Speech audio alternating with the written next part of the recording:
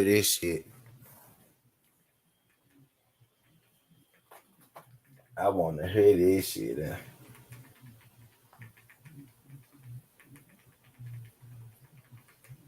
I'm finna pull out for a second. I'm gonna take y'all with me though.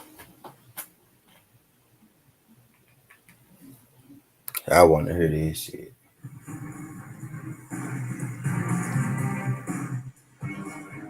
I ain't even gonna monetize this one. New Meaning 30 said he didn't sign up. That's right. I ain't even gonna monetize this shit because I want to hear. My brother called out. Blue, is it possible Spence and Crawford could still fight early next year? Or nope. Nope. He know that. That's wow.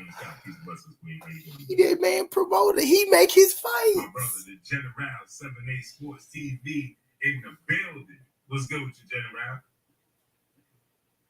You gotta scroll back up. I'm not scrolling back up. You gotta come. Wow, that's crazy. I tried to tell y'all, man, it wasn't happening shit. I tried to tell y'all that shit ain't happening. Period. Wasn't trying to make a fight. It's not Errol Spence's fault, but the powers that be didn't value what Terrence Crawford was bringing to the table. Wow. Listen, man, y'all saying stuff that's unrealistic. Let me tell y'all this, right? Okay, just incredible, right? If I tell you, crazy, man. Right? If I tell you this, right? Okay, Jim Hustle's on. I'm gonna give you. I got 70. If I tell you this, right? Okay, we're gonna fight 20. It's going to be based off of commission. You're gonna get paid off of based off of. That's crazy. This is what y'all say. If I'm basing it off of commission, I'm gonna give you based off of commission, right? And I'm gonna say to you this, right? Okay. What's good, Queek? Let's use the NFL. Man, I ain't even got my monetization on because I don't want them to even try to think I don't want no money from you. I'm really just chilling, man. Good live too, Queen. My bad, Queek. I missed it, John. I hit the like button on this thing though. I was literally about to go to your shit, Queek, and then this shit came across my feed. Kyle Woodnello, what's up? Kurt Raines, what's up? Make sure y'all smash the like button. 817, what's up, bro? Wow, this AT, man. This is we knew you've been saying, we've been on point for a long time, T. And you was holding some shit back, but we already knew this shit was going to happen. Now I gotta look for my man so he can pay me. Dog. And now, oh man, I'm gonna fight. Do you want to be privy to how many people come to the game? And so basically, what they saying is right that they didn't want to pay Bud enough money, but so you just should. Why not, bro? You should just said that a minute. Blue said he been saying that they won't gonna happen. Man, I gotta beg to differ though, bro. I feel like y'all did a job of letting us know that it wasn't gonna happen for real. I knew though. I've been trying. People been trying to shut me up. Well, you just gotta let the lawyers work. The lawyers this, the lawyers that. Ain't no fucking lawyers, bro. No, what I'm hearing from Blue is he's trying to justify the reason why they did the contract. I'm listening to it, that's crazy. He's trying to justify the reason why they did a contract with Bud. He's trying to make it seem like the PBC didn't value Bud. It wasn't that the PBC didn't value Bud, because you've been talking about this the whole time. Bud doesn't sell. So now all of a sudden you saying the PBC is making it seem like the PBC didn't value Bud. Now all of a sudden the narrative changed. That ain't been the narrative, but the narrative has changed because you doing business with him. Because them big dollars to you, them dollars ain't shit to the network, and you need a lift up for your fighter. That's what the fuck it look like. I'm trying to figure out what the fuck did Bud get in this contract? How much? Because I know he's not giving them the money that PBC and Showtime was going to give him. I know he ain't giving the money they was going to give because you don't even have a network like that. But we don't know what type of deals that Blue been working. You feel what I'm saying? Behind the scenes, you don't know what type of deals Blue been working as far as. And then with him signing Brian Norman Jr. first, he probably had Terrence Crawford in the tuck as a bargaining chip, going to whatever sponsors or whatever people that was gonna help put on the event. You feel what I'm saying? So like everybody's saying, this shit been in the tuck for months with Blue. He had to have been working on this shit behind the scenes. It wouldn't have happenstance that he bumped into him at the store. That was some extra shit. I will be for this shit to be on a brand new network, BOK Prime, a brand new network. I would be surprised as hell to see Bud make $5 million in this fight. Maybe he tried to sell him on some back end. Who knows? Thinking that, he got the YouTube platform or whatever to bring some more, you know what I'm saying, to bring more eyes to the fight.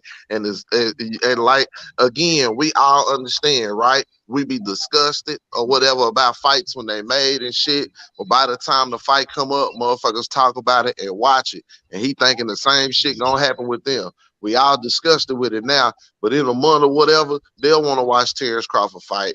If they don't want to watch him fight, they'll watch Brian Norman Jr. fight. And if they don't want to do that, they'll still want to support me because we still bros. Terrence Crawford knew what he was doing too when he went there, because bro, where boxing live? It live on YouTube. How can you lend validity to yourself and duck out of this shit the best way possible? Somebody had to give him a lifeline, and Blue gave him one, because before then he didn't have one. Am I lying? Yeah, I'm gonna tell you like my father told me long time ago. Fool me once, shame on you. Fool me twice, shame on me. Damn right. Damn if you gonna fool me a third time. You're not fooling me at all. Fuck that. I'm not buying that shit. I told you I don't buy shit that I don't want to see. I don't want to see you fight no damn David Ebenezer. I'm not buying that shit. I don't give a fuck if I do fuck with Blue Blood. I'm not buying the shit. And that's what I was trying to tell Blue. I'm like, Blue, ain't nobody buying that shit. He reading in the chat, he's seeing that shit. He's skipping over what he want to. You know what I'm saying? Ain't doing that shit. Because when you did, because I'm gonna tell you why he's skipping over certain things. He's only reading the shit that he can argue with, because he knows when he's dealing with us that's on YouTube, that's been doing this shit for a minute, it ain't no arguing with us, dog. We're not going for the bullshit, and he knows we don't go for the bullshit. So he's skipping over certain shit because he knows certain motherfuckers, they not going for the bullshit. That's why he ain't reading none of Ricky shit. I'm in the chat right now. He ain't reading none of Ricky shit, because he know Ricky ain't gonna go for the bullshit. He ain't reading none of your shit. He ain't reading none of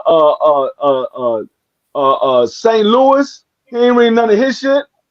Nah, he read my first message. He read one of my little messages when I said Bud only number one to him. He the main one, bro. Every video he do, he the main one talking about him being number one this, number one that. And I give him, you know what? He got an argument for it, but it just looks away when all the tea leaves fall out the way that they falling. And I made a point of it earlier, like, damn, he heavy on that. He is heavy on that. And I mean, shit, we see why. No, the shit ain't right, because now it made Blue Blood to look like motherfucking make Blue. It got Blue Blood out here. I don't know if he's with it. He like, fuck it. This is who I'm with. I'm a ride with him till the wheels fall off, and fuck all the other shit. I don't know, but it got Blue Blood looking like motherfucking Mike Carpenter and Dad Raphael and all them motherfuckers. Yeah. That's what it got him looking like right now. It looking like you sold the fuck out. It's like a nigga hearing that you like a girl or whatever, and that you gonna hook up with her, or you trying to hook up with her, and instead of him saying he like a 2 or some shit, he just dap you up and be like, yeah, bro, yeah. And on the cool here and already, you know what I'm saying? Yeah, and already. Right. Or it's just like same knowledge. Like you like a girl, you like, hey dog, I'm about to holler at shorty.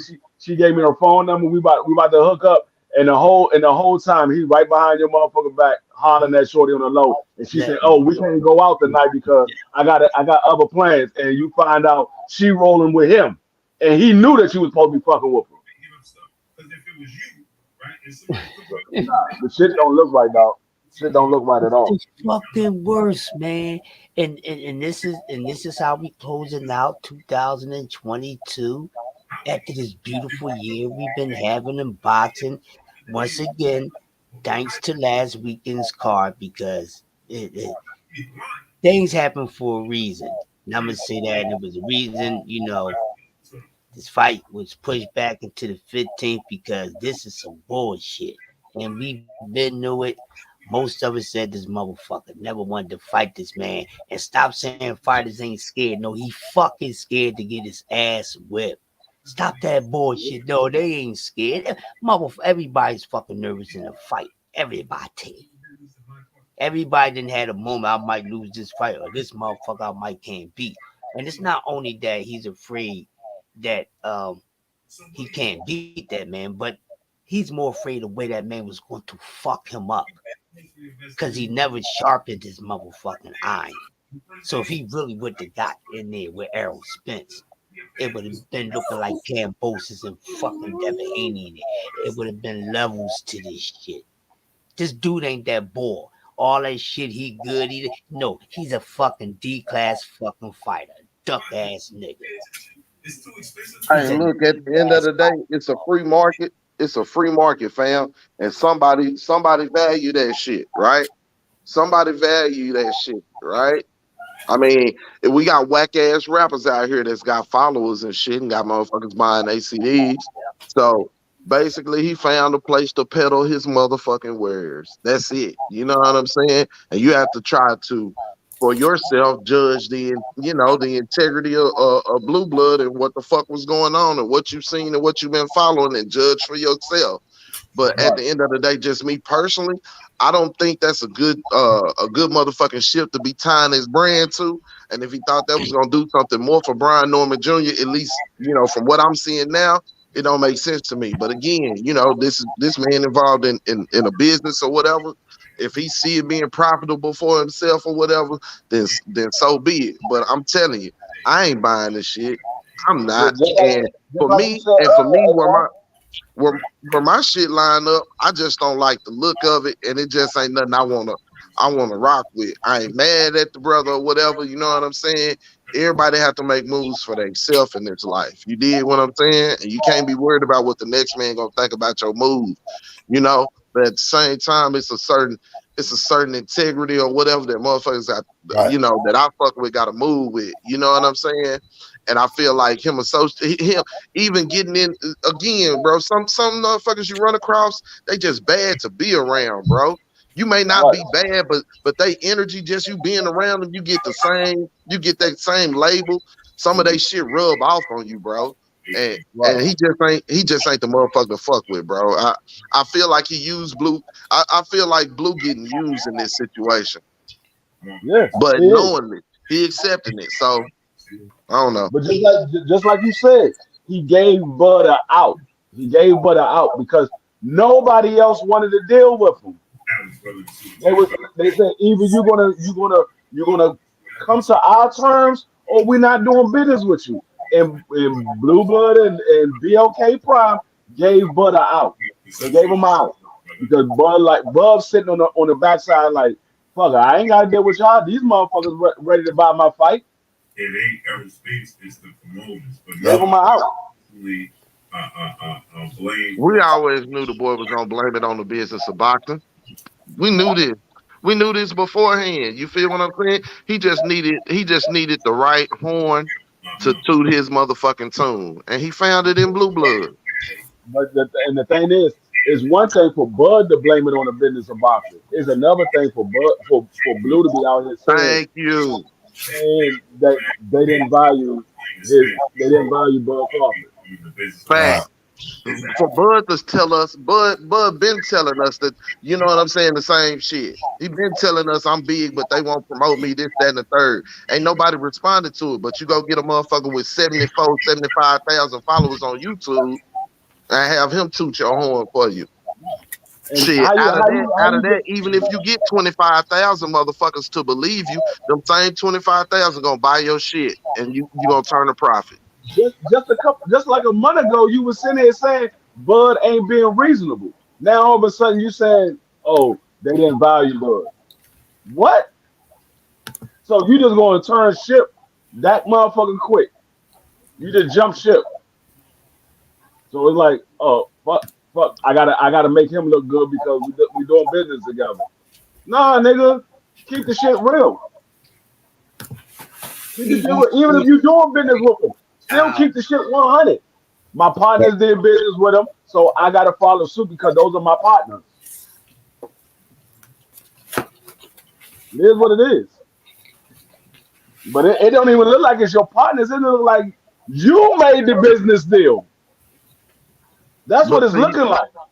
And now anybody that has something to say about it or feel some type of way about it ain't real, ain't really cool with him, this, that, and the third. You feel what I'm saying? Like I hate that it's gotta be either or. You feel me? Like Blue, I can still have love for you, but feel like this fucked up and feel like, he needed somebody to validate his bullshit, and you gave him a platform to do it. You feel me? Yep. No. But the way it's gonna be made is like, and the way Blue taking it now, I can see it. You know what I'm saying? And it's hard for a man to decipher. Right, you can see it on his face. He getting upset about it because he know that niggas is like, bro, you gave this nigga out on some extra shit. You let him use you. You know what I'm saying?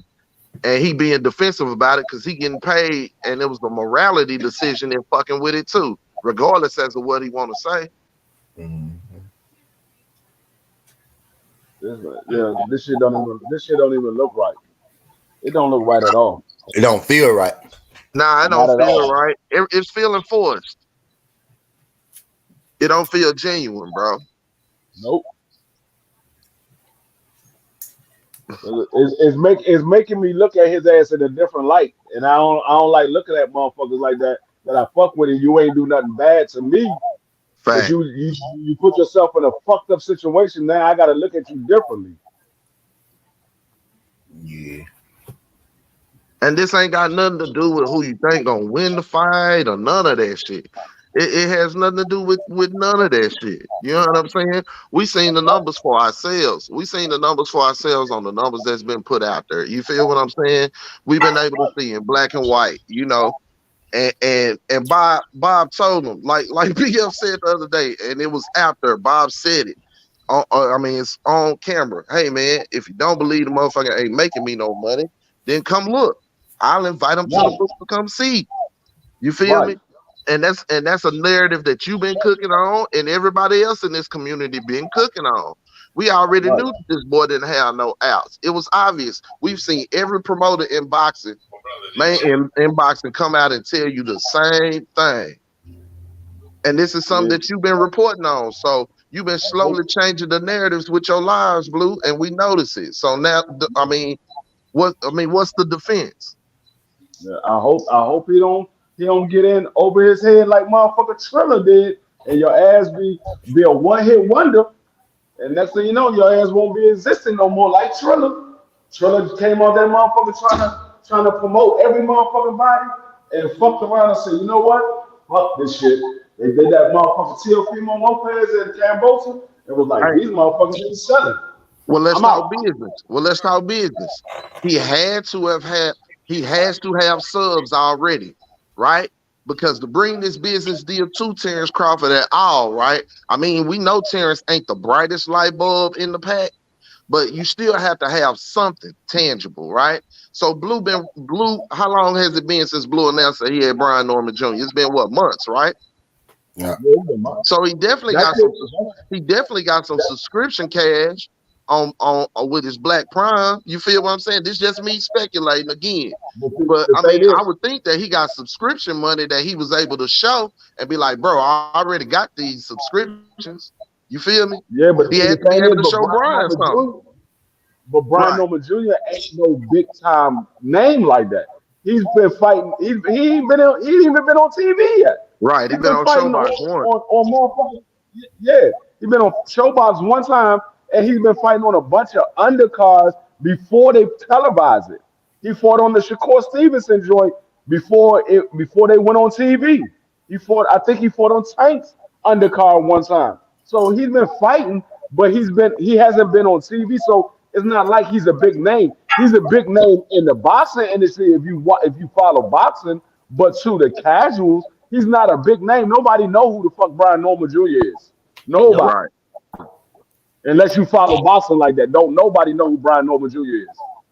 So it's not hard to get him on your platform. Like, hey, we got a new platform starting up. We could use you as one of our prime fighters. We're trying to get Bud Crawford over here, or we're trying to get a couple of other big time fighters over here or whatever. All you gotta do is throw that to somebody that ain't got no motherfucking major deal. Them motherfuckers gonna jump on board. Including Bud, because he didn't have nowhere to go. Yep. Right. Bud ain't had nowhere to go. As I said, he gave this nigga Bud an out because he didn't have nowhere to go. Nobody was doing nowhere to go. The Zone wasn't doing nothing with him. ESPN wasn't doing nothing with him. PBC said, you're going to take what we give you, or we ain't doing shit with you. You couldn't go to Showtime because that is PBC. You couldn't go to Fox because that is PBC. So he ain't had nowhere to go. And the nigga felt sorry for him and gave him a place to go, bro. That's all it is to it. On that black man shit. Because Pobella dealing with ESPN. So he couldn't go to Pobella. On that black man shit. I guarantee you he came to him on that sob story black man shit. You did. And unless Blue was sitting in the table in there with the negotiations, and again, if this is who represented him, right? Because they just didn't all of a sudden start representing him for the Avanesian fight.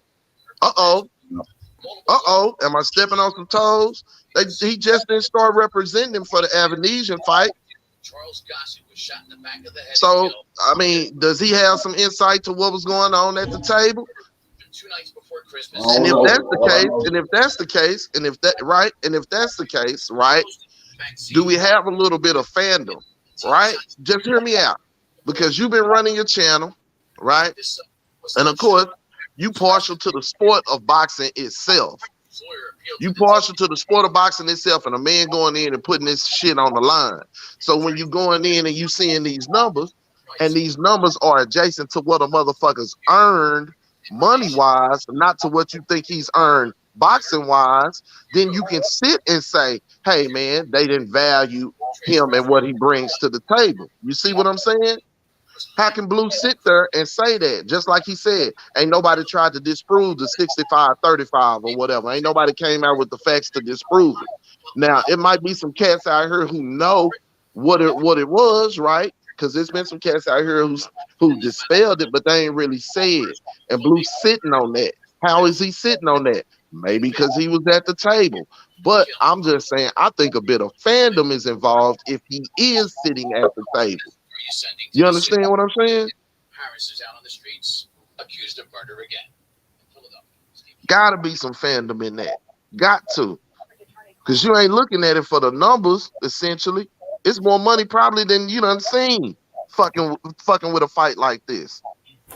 So the dollar amount for Black Prime, I mean, shit, it had to be sufficient.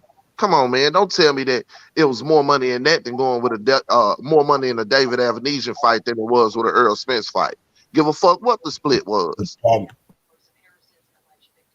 It's some fandom involved in that. When he's sitting down at the table representing him, hey, man, this man's undisputed, 3 division, number 1 pound for pound. Just like he asked me. What did he ask me, y'all? If he's not your number 1 pound for pound, who is?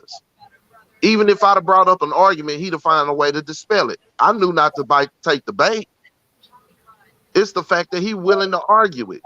If he willing to argue it here on his show, he was willing to argue it at that fucking table. And it's part of the reason why we're not getting that fight. And Terrence Crawford called himself the puppet master for a reason. Yeah.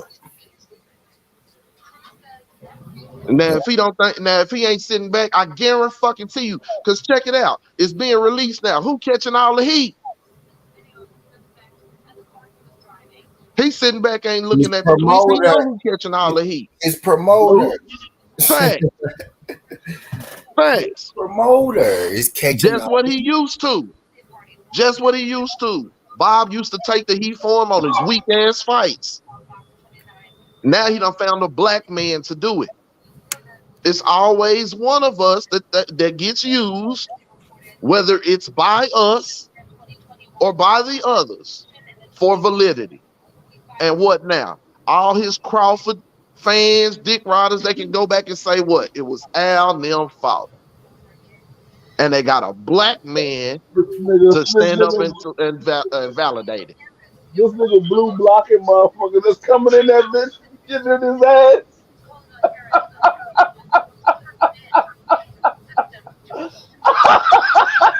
Yeah, he mad the motherfucker. Look at it. I ain't even got the audio up. I'm just looking at it. Me either. All right. I just turned it up. That nigga, somebody said something blue. He was like, I ain't even gotta look at you no more. Goodbye.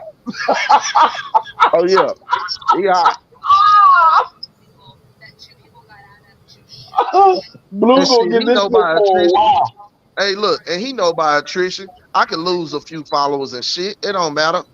I'm still gonna have motherfuckers subscribe. I'm still gonna have motherfuckers that watch. You dig? This is too funny. He go gain people that he go gain people now. People who didn't used to like him go love him now. Facts. Facts. No, the normal motherfuckers that he normally will be going in on, he ain't gonna be saying too much to them. Hey, Black Prime gonna be good with that 25%, fool.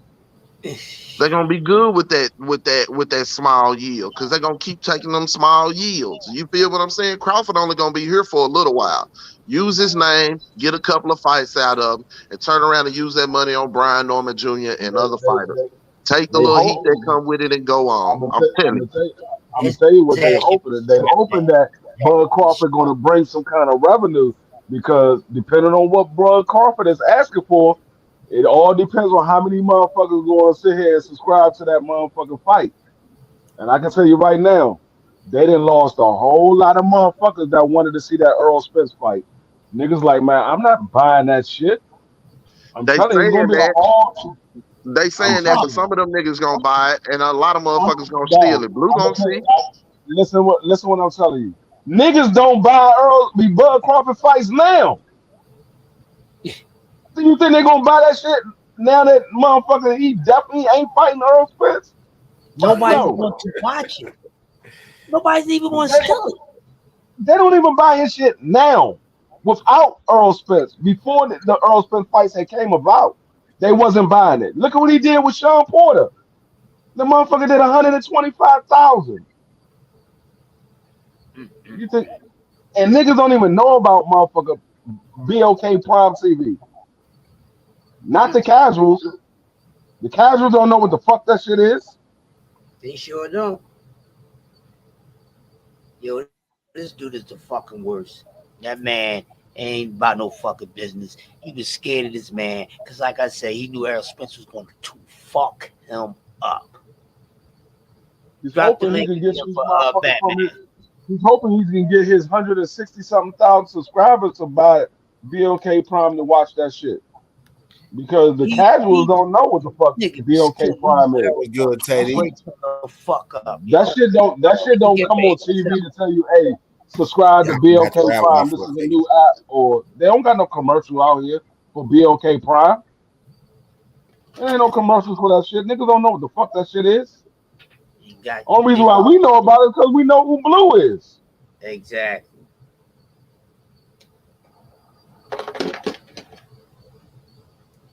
That shit crazy. I didn't even know that shit was on his platform. I believe it. Fuck that dude. He's a fucking bitch. He's a straight. I thought this shit was right. Ain't nobody buying that shit. But I'm telling you that $125. Hey, if he can get 125,000 motherfuckers to buy that $40 a piece, you feel what I'm saying? Yeah. Like I mean, they might break even.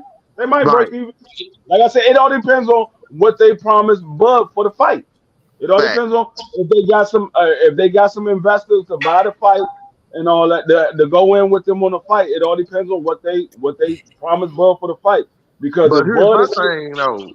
What if they don't? What happens when they just break even or some shit? Or let's just say they don't. You feel me? Like when them motherfuckers see that they ain't getting a return, they ain't gonna do no different than Bob. That's what I'm I saying. keep telling motherfuckers like It's like niggas the say just pay motherfucker. for the It's like fight. the Triller.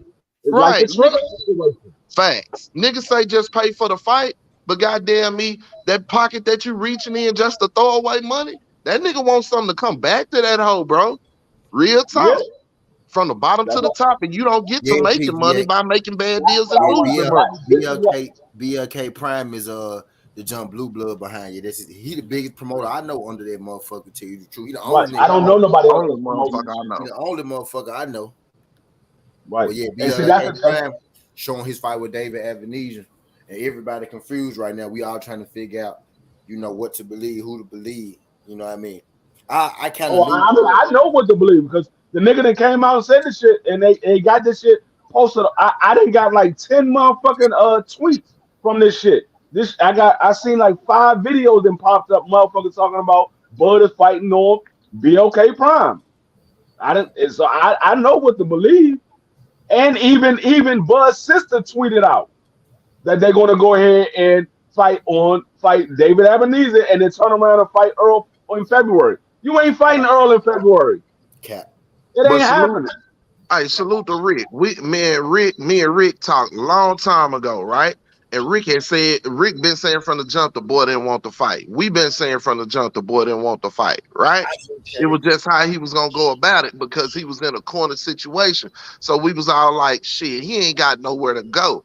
But slowly, man, real talk. If you just go back and watch Blue videos, man, real shit, you can't do nothing but lend credence to what Ricky was saying, man. Real shit. The talk has kind of changed up, and it's again, bro, is a place to lend validity to his bullshit and a place to get the heat off of him. You did, and this man is the goddamn scapegoat. That My whole thing, 125. I want to know how much Bud is getting for this fight. That's what I gotta see. I gotta see Yeah. how much. He said 8 figures. Now he had to cut some off the top too. Hey, I'm they had telling to you, cut some off the if top. Bud takes this fight and he's only getting $2 million, he's only getting $2 million. Or if that shit is in the motherfucking 100,000 mark, dog, you talking about the biggest duck of all times.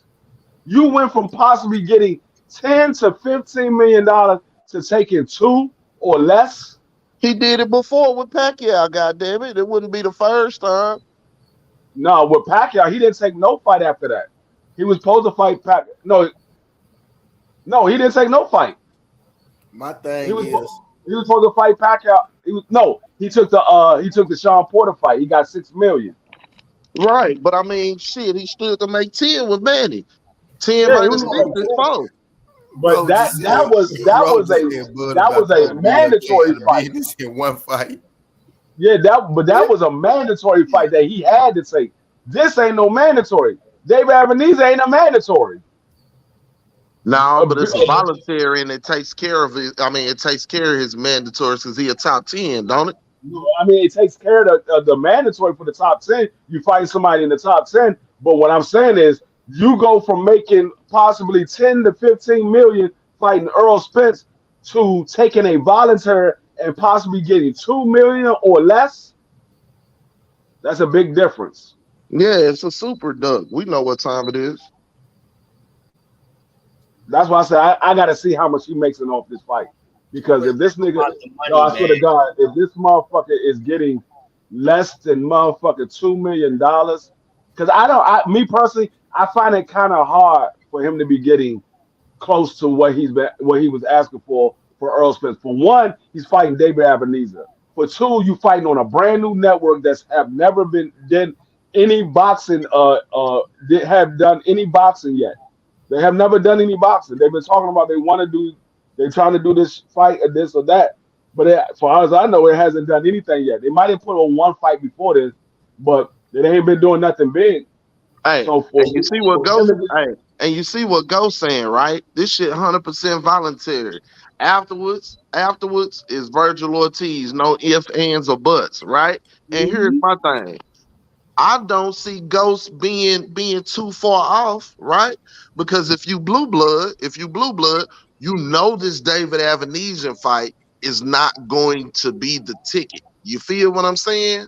It's not going to. It's not going. You're not going to break even with this. People are going to shit on this fight because of what they wanted to see and what they know is going on. You did.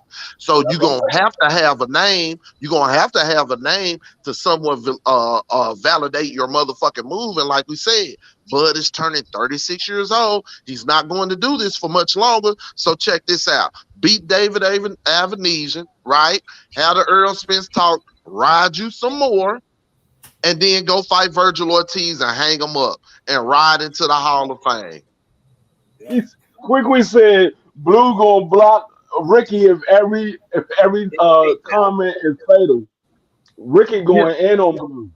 Yeah, he damn sure gonna block him. He gonna block him. But you know if he block Ricky, it's gonna be some repercussions behind that. Facts. Oh yeah. I think he's just gonna ignore Ricky. I don't think he's gonna block him because he knows there's gonna be some repercussions behind it. Right. Because you blocking Ricky because Ricky is sitting here speaking the truth. And you know Ricky is affiliated with everybody that you affiliated with. So you're gonna have to see him somewhere. Shit, I don't know. It don't matter, bro. It don't matter. It's not happened to me before. It don't matter. I understand that. I understand it happens. But what I'm saying is Ricky is affiliated with everybody that he is affiliated with. And so at some point, if you block him, that shit is going. It's going to be some repercussions behind it. You're going to have other niggas that's going to go in on you, or you're going to have to speak on it. Something's going to happen behind it. If he blocked Ricky, I'll tell you that right now. Something's going to happen behind it. That's why I think he's just ignoring Ricky. I think he's just ignoring him because if he blocked Ricky, it's going to be some repercussions behind it. It's some more money behind this, though, bro. I guarantee you it's another money fight behind this. And Virgil Ortiz is the perfect pick. That's a WBO thing. That's a name, but not dangerous. I mean, a somewhat dangerous thing. You feel what I'm saying? It's a validate me thing, and I can tiptoe out because the boy already said he want to lay it down. This ain't no long-term thing. Blue taking this for a quick ride, bro. And he gonna try to make the money up on the Virgil Ortiz fight on the back end. I like that shit, Ghost. Real shit. Because David Avenesian ain't it. That just that couldn't be what signed him to prime. Fights go to purse bid anyway. They don't get like the WBO mandatories ain't worth that much anyway. So we go to purse bid. They win the purse bid for like shit. $300K or some shit like that, you know what I'm saying? Each fight there you go. And cut more money off the top. You feel what I'm saying? Whoa. Hold on. So is Blue Blood telling me?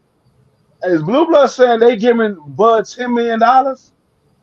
That's what I seen in the chat. I seen Drink talk about did a no name, what's the name, pony up 10 mil.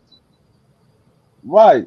So he said if they giving this man 10 million and PBC wouldn't make that offer, that it's their fault. So if they giving Bud $10 million and this motherfucker don't sell, I'm just gonna say this. I'm gonna say this. Al Heyman been doing this for years. They've been doing this for years. Black Prime doing it just like Triller did for the first time, right? Somebody looking like Boo Boo the Fool here. One motherfucker winning $10 million and fighting a bullshit fight, right? That's the point that I'm making. And the other motherfucker got to take all the heat for it. Hope that he get a return on the back end and do something that ain't that big business don't see fit in doing. Why would you? Bud has never made $10 million in no fight. Why would you give him $10 million to fight David Avenesian? Why? What logic do you have to give this man $10 million when he just fought Sean Porter in his last fight and he didn't make $10 million in that fight? When he made 6? He made 6. By destination first bid. Well, it would have been a first bid, but Bob came out of his pocket and paid $10 million for the fight. He gave Bud 6 and gave Sean Porter 4 because Sean Porter said he wasn't taking $1 million. They would have had to go to purse bid And then if they would have went to purse bid, Bob took a chance of losing the fight, so he said he'll pay $10 million for the fight. So if he didn't make $10 million in his last fight, when he just fought a credible fighter that has a name in the boxing industry, why would you give him $10 million to fight David Avenizzi, where most fans don't know who the fuck he is? Because it ain't for David Avenizzi. It's for a name after David Avenizzi, which again, you can ride the coattails of Earl Spence. You can ride the coattails of Earl Spence. You can string them along and say, hey, man, we'll revisit this shit in February. I'm going to get my mandatory out the way and take this $10 million bag from these niggas that don't know what they doing. You feel what I'm saying? And then come back around, and then come back around in February, tinkle and play again with the Earl Spence fight, and have Virgil Ortiz waiting in the tub. You know Earl just like I know Earl. Earl, we saw what Earl did to motherfucking Keith Thurman. We know Earl is a man of his word. He said, if I don't get the fight this year, I'm going to 154. And he know that too. So that's part of his plan. You feel what I'm saying? Earl ain't going to want to fight him at 154. You ain't got no fucking belt. That's what I'm saying. I need to fight you for. He know this. He don't want to fight him anyway. Again, bro, this is part of the plan. Earl gonna leave 150. I mean, Earl gonna leave 147, and Bud gonna stay around that bitch and try to get undisputed at that motherfucker until he had to run into one of them young guns he think he gonna lose to. Nah, he ain't gonna stay around long enough to do that. He gonna be Virgil Ortiz and get out the way because he don't want to fight Boots. I don't think he's gonna fight. I don't think he's gonna fight Virgil Ortiz. I think Virgil Ortiz fuck around and knock his ass out. I don't think he's gonna fight him. Nah, he gonna fight Virgil Ortiz to try to listen. They gonna make that Virgil Ortiz fight to try to make that money back. Because if they gave him $10 million, like you said, it can't be for David Avenizzi. Who gonna make the Virgil Ortiz fight? What's the name will make it with Blue Blood? Blue will make it with him to get that Mexican money. How Blue Blood gonna make it with him? Because he'll sit down with Oscar to make that. You know, that's what I'm about to say. You know, he's under Oscar, and Oscar gonna say, "Nigga, your motherfucking platform don't do shit. We put it on the zone." Listen. Right now, they in the push-up stage. You feel what I'm saying? And how Oscar was with Triller or whatever, I guarantee you they'll find a way to make it work, even if that means cutting Oscar some extra bread. Real talk, because they want to get that Mexican money and bring the Mexican viewer to their shit too. Ghost, I don't know what made you say Virgil Ortiz or whatever, but I'm telling you, you took a little more time to sit back and think about it than I did because I'm on this motherfucker. But that would have been a way I would have went too. That gives validity to the whole $10 million up front and taking the money from investors and handing it to that nigga like that. We just seen Oscar tell PBC in order for Ryan Garcia to have to fight Tank, they wanted to put it on the zone. Tank has a bigger name than Bud Crawford. If he did that with Tank, you think he ain't gonna do the same shit with Bud Crawford? We're gonna I want to put this shit on the zone. I'm not putting it on your platform. We won't put it on the zone so I can get money. Even if he put it on the zone, even if he put it on the zone, right? Blue Blood and them gonna take a lump. They're gonna take a lump for them putting it on that shit. They're not gonna give them Terrence Crawford. He got Terrence Crawford as a bargaining chip, right?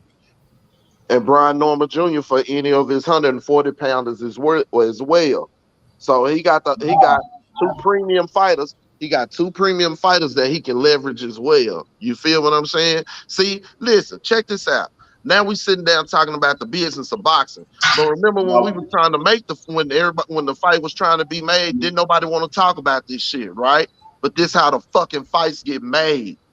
So all that lame ass shit niggas was using for an excuse, it's the motherfucking conversation that has to be had before anybody puts gloves on.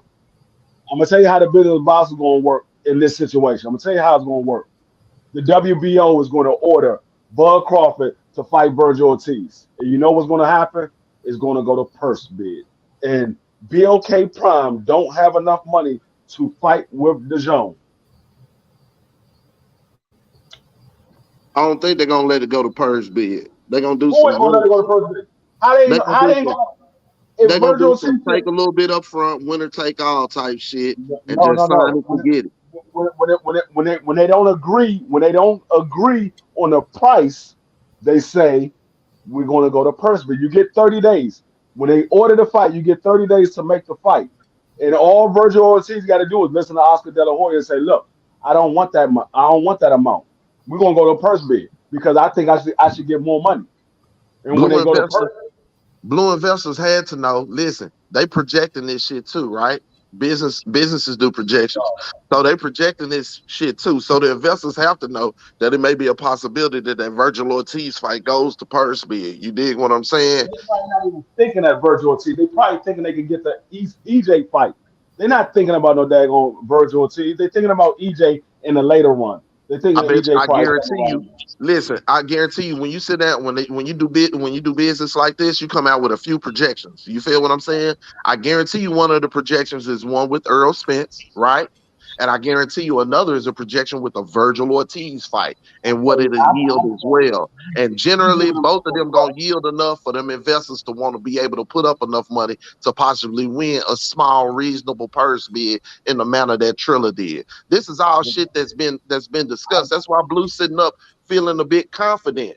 But I'm telling you, ain't nobody gonna buy this David Avanesian fight, and he gonna have to hope that somebody want to buy that Virgil Ortiz fight. Listen, what I'm telling. That's what I'm trying to tell you. You get if it is true they giving Bud Crawford $10 million. If it is true they giving Bud Crawford $10 million, no, they better pray to God they get at least 300,000 to buy that damn fight.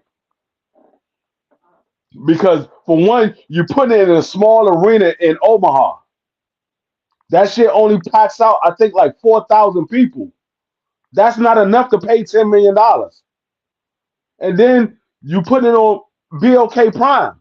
You got to pray to God that you get at least 300,000 people so you can break even. Because you got to pay Bud, you got to pay David Ebenezer, you got to pay the other fighters, you got to pay the venue, and then you got to pay back your investor that you borrowed the money from. Hey, Ghost, I feel that way too, because everybody trying to say, hey, is he still connected? Is he not connected? Whatever. It's kind of crazy how all of that went silent. And maybe some money is getting cleaned up. I mean, we might be touching on some extra shit. You know what I'm saying? But maybe some money is getting cleaned up for somebody. Who knows?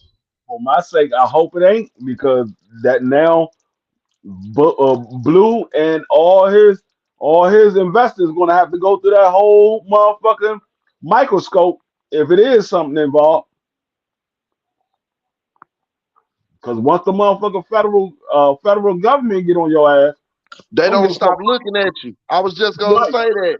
It ain't like the federal government stop getting in bed. Stop looking at you once they done put their eye on you. And check this out.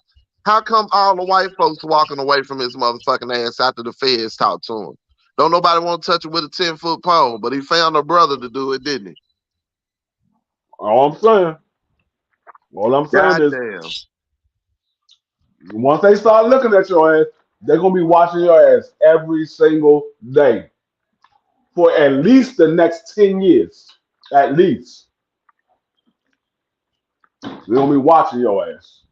And just to put yourself in bed with a motherfucker that's been fucking with the feds, and don't no white folks want to touch him with a 10-foot pole. He ain't no investment for nobody else but for you, fool.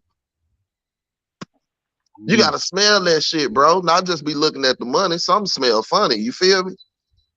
No. Well, like I said, you do business with the devil, prepare to get burnt. Man. And this is all shit. Listen, I want everybody to understand this, right? This is all shit I say to Blue Blood. I ain't got no problem with saying it to Blue Blood. And if listen, I know he in a mode of defending himself, right? And it will be hard to have a moment of discussion in regards to that. You did, because he will be prepared to defend himself. Plus, he's also involved in the business. But if we were sitting in the back room, if I was sitting on the couch with him like he on this live right now, this is all shit I'd be saying to him. But hopefully I'll be trying to say it to the nigga before he made the deal. You feel me? Because this is what you would do with one of your niggas if he brought some shit to you, bro. If he brought a move to you that you felt like it was a crash dummy move, you would want to go through it like this. Just like we going through it, you want to go through it with them like this. This is how you keep it 100 with your bros. This ain't no bash blue blood, you a hoe ass nigga shit. This some say, bro, you made a decision that really ain't got you in the best light, bro. Yeah. I'm gonna say, excuse me. He said he talking to one of his connectors. He said he Yeah, I gonna let us seen. know. I seen. Skinny gonna give us a lowdown. That's what I'm saying, Raj. They couldn't get 300,000 for the Turnsburg Crawford and motherfucking Porter fight.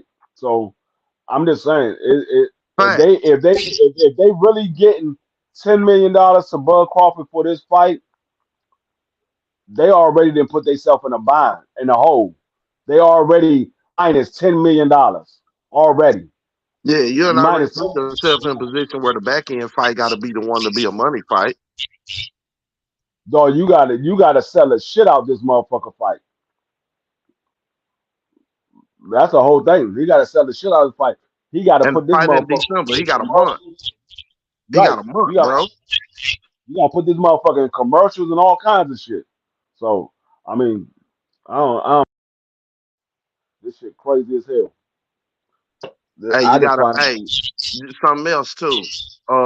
Undisputed, the video game being released, and you know Crawford is one of the bigger names that's on the roster already. And that's something that Blue has talked about numerous times, being involved or wanting to be involved in, and also, you know, want to play and touch as well too. And you know, it's gonna get released here around Christmas. So I that's mean, part. I'm telling you, this is all. I'm just looking at all the promotional angles and why Blue would even consider such a deal. But at the end of the day, like you said, you can't fuck around and lay down with the snake and not get up with some oil on you, bro. And I don't think it's gonna pan out the way he's seen it.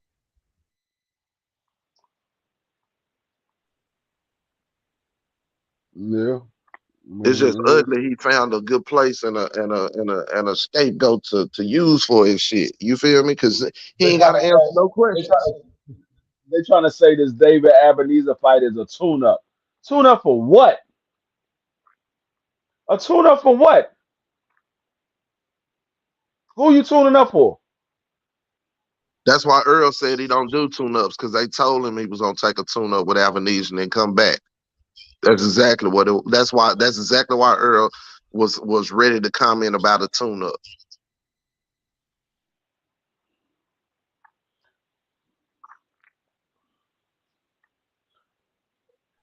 And for Bud, it's easy. You know, you put the heat on Earl now, because everybody gonna turn to Earl and say what? Fight who? Exactly. They ain't gonna say fight Thurman. If he go fight Thurman, because if he go fight Thurman, he gonna catch just as much flack as he is for fighting Avenesia. Right? He's sitting back thinking about this, bro. I'm gonna put this shit back on him. Now he gonna have to fight Boots. If he don't, he gonna get just as much as heat as I am. If I fight David Avenesia and beat him and he beat Thurman, I'm gonna say, who is Keith Thurman? He just as bad as David Avenesia. Ain't like he went and fought Boots or nothing. Man, say, bro, a hoe ass nigga, bro, like this nigga will find a way out of everything, bro. Real talk. We all know a hoe ass nigga like this.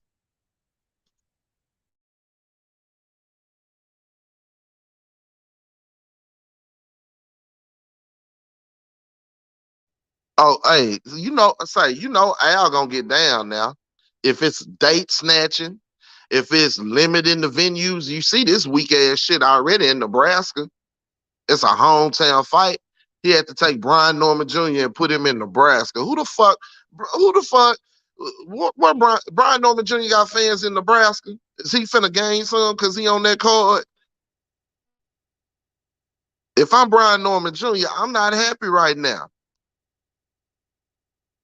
The bag might have been good, but goddamn, I'm finna be dragged in Nebraska to fight on this nigga card. That money might be good, bro. I mean, say, bro, who knows? But this shit smell funny to me, bro. And you putting a lot of chips in this nigga basket, and he ain't been trustworthy to nobody else. He wasn't good enough for now the motherfucker to put their hands on, but your black ass. Again, when he need black folks, he sure find them. But black folks was the reason that the fight wouldn't get made. But he found a nigga when he needed one.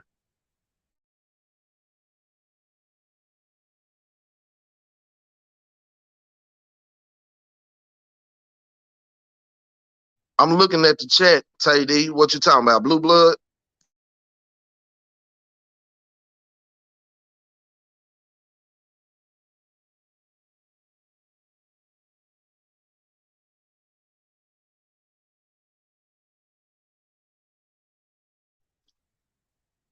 Yeah, well, I mean, Ghost, I had to get it secondhand. You know, Fanon, he flipped on me for some whack shit, and then by the time he figured out he fucked up, I was already gone. You know what I'm saying? He kind of one of them emotional ones too. Fanon, very smart. I mean, no disrespect to the man. I like what he do. You feel me? But he be on some tangents sometimes and get emotional and be on some extra shit. He'll take a piece of what you saying and run with it and not really know what the fuck was going on. Then by the time he realized it, it'd be too late. What's up with it, T? So all right. So this is what I got, right? So what I'm hearing is that BLK them ain't paying for the fight. What I'm hearing is that Bud already got his own, investors. They just need, a network to put the fight on. He can't go to the zone because they don't really mess with him. They don't believe in him like that. The zone Metro don't believe in him, right? He was talking to the PBC, right? Trying to get the Earl fight made, right? But he would much rather not, if he could take an easier fight, right? He'd rather take an easier fight. So he got his own investors already. So all BLK doing is putting on his fight and help promote it. Right. So they took on some bread to put it on. Yeah, they got a bag. They got paid. Straight up. Right. But see, again, no, just like I said, Southern T, just like I said, he sure found a nigga when he needed one, when nobody else put him on but a nigga, right? And niggas wasn't good enough until he found a good one. Yeah. Well, he already got somebody that he got somebody that's paying for him already. I done told y'all shit. I already got them. Actually, Bob Evans told y'all that Daniel Killingham was his promoter. And actually, I told y'all when he signed to GSE Global, you know what I mean? When he signed to them folks, right when he left. Tay told me off the muscle. Tay told me long time ago. And it was in print long time ago because Bob said it long time ago. Right. Bob said it, and like the day he did the shit, like the day he did it, the next day, I did a video on this shit. GSE Global. They help you. They the company that help you find promoters. So P Game, right? The feds was just all over the nigga though. You know what I'm saying? For any association with Killingham. So it's got to be, bruh, they ain't stopped watching. And if the money, man, if that money's still tied to him some kind of way. It's definitely got to be some other bosses or somebody like that that's his motherfucking investors.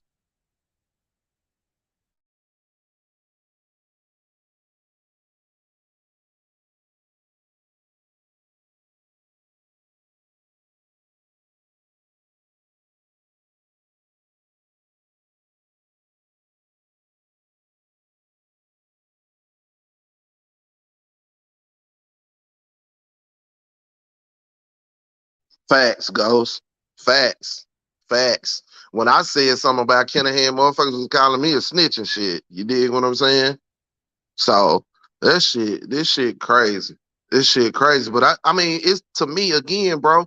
It just lends validity to that. Say, bro, you just use. There's some of us black folks out here, it's just like in the certain politicians and shit. They come to the black folks when they need the black folks. But it be black folks' fault for not holding the motherfucker accountable. You dig? That's why I be saying the only way we gonna be able to make a dent in the bullshit is to hold Bud accountable. How do we do that? Not buying a goddamn fight. Unfortunately, that's gonna come at Blue Blood and them, you know what I'm saying? That's gonna come out of his pocket. So now we got a dilemma. And he understood this. He understood this when he went to Blue Blood to put on the bullshit anyway. Anyway. That Puppet Master shit ain't no game, man. Motherfuckers just don't put shit out there for play. He had this Avanesian fight in the tuck.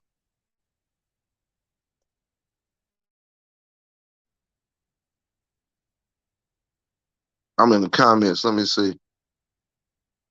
I'm telling you, Rick, grimy in the motherfucker. Hey, I seen the documentary, Ghost. I know how he moved. Hey, I know how that motherfucker moved. It's something for. Hey, again, he is white too. You know, he's still on the loose. He's still on the loose. You know how that shit go.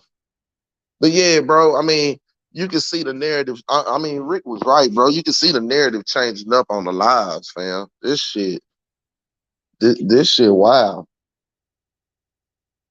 Even if you just airing the fight, I mean, they gave you a bag to air the fight. You have to know people ain't gonna say, who the fuck gonna pay for this, bro? Even $40. Even $40. After we've been waiting on him and Spence for how long? I mean, just sound business practices, bro. I've been sitting up in the room like, I don't know, fool. But that bag that they dropped off must have been nice for him to feel like he can promote this fight in the next 45 to 60 days?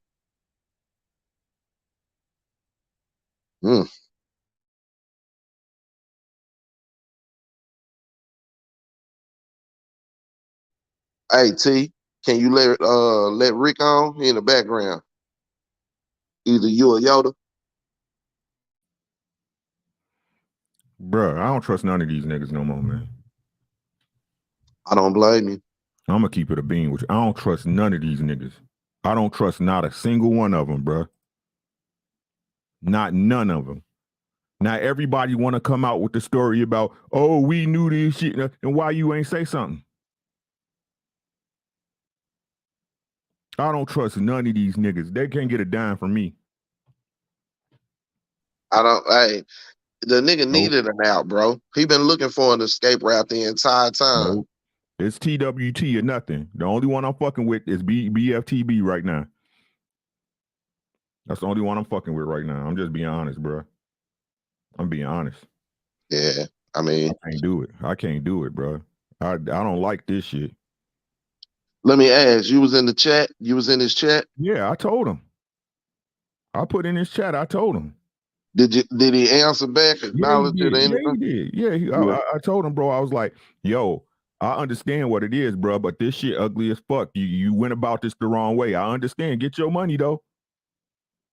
I ain't never no hater about no dude getting his coins, bro. Blue Blood is basically damage control, is what I'm being told. Yes, sir.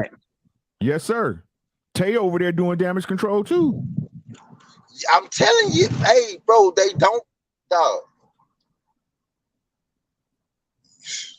Don't be mad at him. Don't be mad at him. Don't be mad at him. I don't trust these niggas no more. It's a wrap. 817. I don't rock like I don't know, bro. I don't trust these niggas, bro. I don't trust. Oh, what do I, bro? What have I? But it's like everything. What bought a nigga here? Like these niggas is going against what got a nigga rocking with them. Mm-hmm. Facts. I'm done with them, bro. That shit crazy, bro. I'm done with them, bro. I can't do it. Nope. You can't piss on my leg and tell me it's raining, nigga. Nope. Bro, I mean, fam, You been knowing, like I said, Rick. That's Rick, what I'm listen, saying. That's what I'm you saying. been knowing, Rick. These projections for these investors to provide him the bag up front, right? For them to even have the bag to go to Blue Blood to put on this bullshit fight, right? Mhm. They had to know David Avenija is not gonna bring us back the return for us to give this investment. Exactly. So what's more viable? What's more believable? That he takes his tune up and comes back and Earl decides to stay at 147, another fight longer to go through this bullshit again? No. Even though that's a projection that they probably put on the table for the investors to get the bread, it's got to be a Virgil Ortiz fight behind this to get some Mexican money, possibly make the return and be able to cut their losses. Because this whole ass nigga not staying alone and not staying in the game. He already told us this. And he's not going to turn down Earl to go fight Boots next after a David Avenija fight. So they selling it on the Mexican money, Rick. Ghost said Ortiz was next. And I got to thinking about it, and it made sense. I want to see what you think. How did they sit down with these investors, right? With this motherfucker not having a platform to put his shit on, right? And be able to get the money to find a network like Black Prime to even sell them. It's got to be more than a one fight deal. I'm telling you, bro, this shit, the way this shit is coming out right now, it's exactly like y'all said. They knew. Yep. They was controlling the narrative the whole time. Yeah. They was controlling the narrative the whole time. The entire time. And they had a motherfucker with a bunch of viewers to be able to do it with, right? I'm talking about the whole thing, right? Terrence I'm finna pull it back to how we I got time today. He called himself the puppet master for a reason. I just said that a minute ago. It's just a trip that it had to be. When he found a nigga though. No, he found one. Hold on. Nope. So if we being realistic and we thinking business wise, we gotta think like business, right? Dollars. They knew, Bud Crawford and them. They knew that they wasn't gonna take the fight. Yep, from the jump. Facts. Jump. It doesn't matter what they offered him. He wasn't gonna take the fight. Yep. The thing is to keep his name going, keep his name growing. You attach his name to Earl, keep us. You get the Earl Spence-side fans looking at you if we think you go fight Earl. If we know you're not fighting him, then we don't give a fuck. Which is why they want to keep me. Which is why they want to keep me from telling y'all the fight ain't gonna happen, and me saying don't talk about them motherfuckers because it ain't happening. Because they know if nobody believes the fight go. You notice Ricky every time we come out. You notice Ricky every time we come out, and I literally mean me and you. Every time we come out with something, the fight ain't gonna happen. A new bullshit ass announcement. Shit about it's gonna happen. A new bullshit announcement get brought up, bro. Did you? A new date. Notice that? Yep. Fact. The people like we be saying, bro. Look, we be saying they watching us. Mike Coventry and them. Mike, they is watching us. But guess who really it is watching us? Good. It's the niggas next to us, bro. Yep. Watching us. Yep. Facts. Cause they in bed. They in bed, bro. They don't pay me enough to lie to y'all, bro. They took the checks. They took them motherfuckers, bro. Yep. That's motherfucker got a price.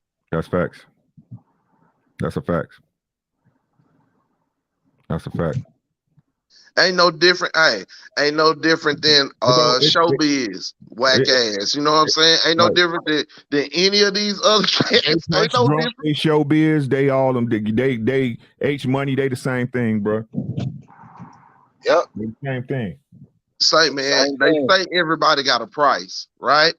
They say everybody got a price, but it's not the truth. Real men move a certain way at all times. And what people don't understand, this ain't even about. Look, at this point, it's not even about what the fights make. They getting that money up front. That's Bud's fucking problem in the first place. They telling us what it is. Right? They gonna get paid off front. They gonna get a check cut as soon as he step in the fucking ring. They don't give a fuck if it don't make money. They robbing the investors. Yep.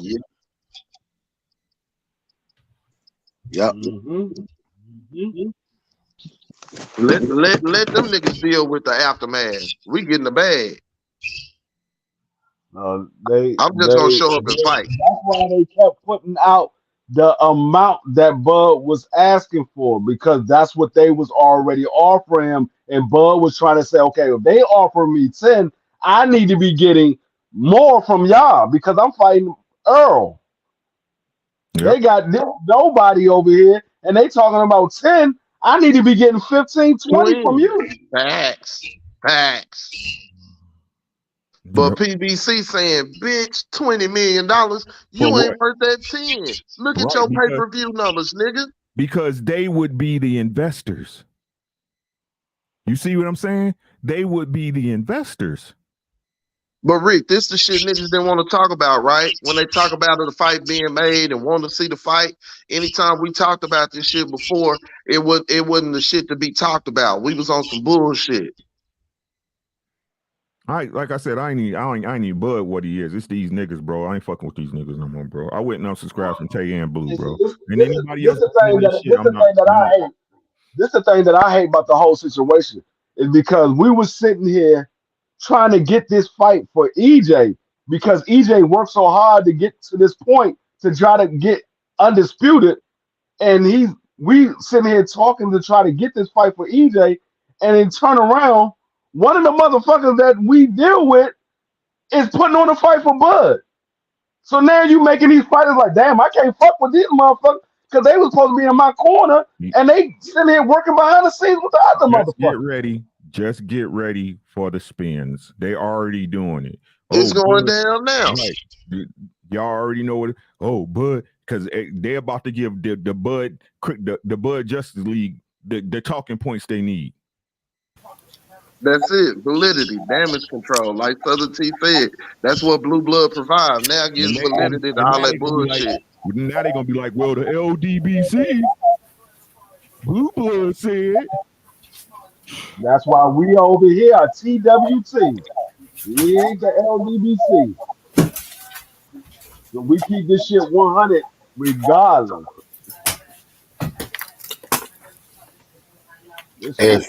Wow. Bruh, this shit, wow. Hey, who company that is again? Blue Blood. Blue Blood, the biggest name on that motherfucker that we know of. But who backing that shit? It's gotta be. He got some silent partners that got some bread. Hold on. Is it Killahan? Nah, we ain't gonna say that. I ain't gonna say it's Killahan. But I mean, bro, it's a platform of which the air fight. Right. You know what I'm saying? And he's got one fighter. All Blue them did. All he was took a check to show the fight on their platform. That what they did.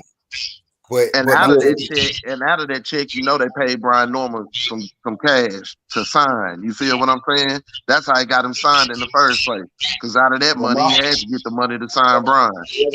My whole thing is, if they paying Bud $10 million for this fight, and then they got to pay all these other motherfuckers, they banking on the fact that these motherfuckers that watch Blue Blood is going to come and buy these fights.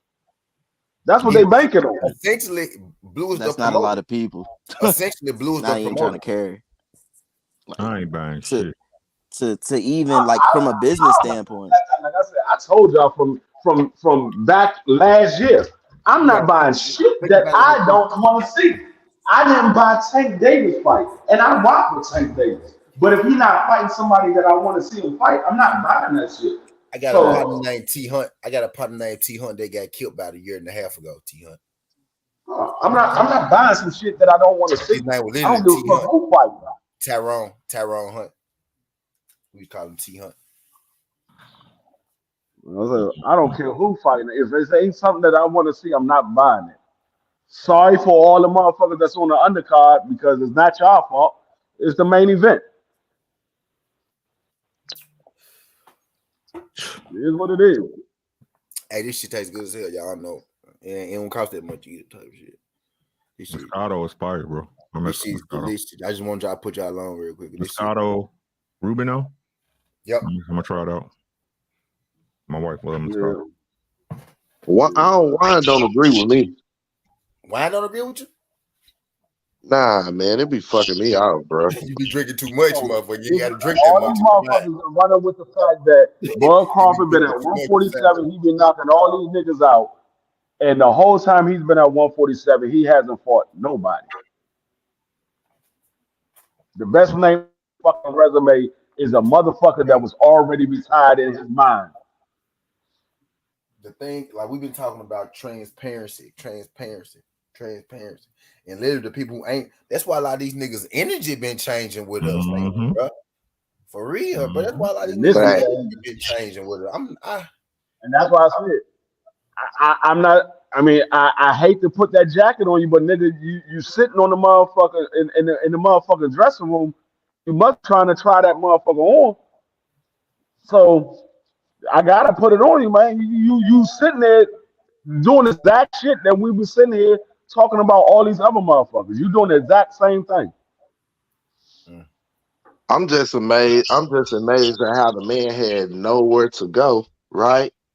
And how history has taught us and shown us that, you know, it's certain niggas out there that, you know, all kinfolk ain't kinfolk, and they only come to you and use you when they need you, but they put you in an adverse position by doing so. And I can't believe that Blue allowed himself to be put in such a position for that bag. Because it happened. I can because it happened.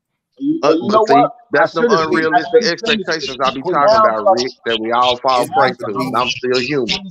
It's about to be a lot of side. I'm telling you, a little bit more clear now. I'm trying to prepare. I should have seen this shit before when he had Bernie on his show. Remember all this shit he was talking about Bud before, and then Bernie came on his show. He ain't asked none of those fucking questions.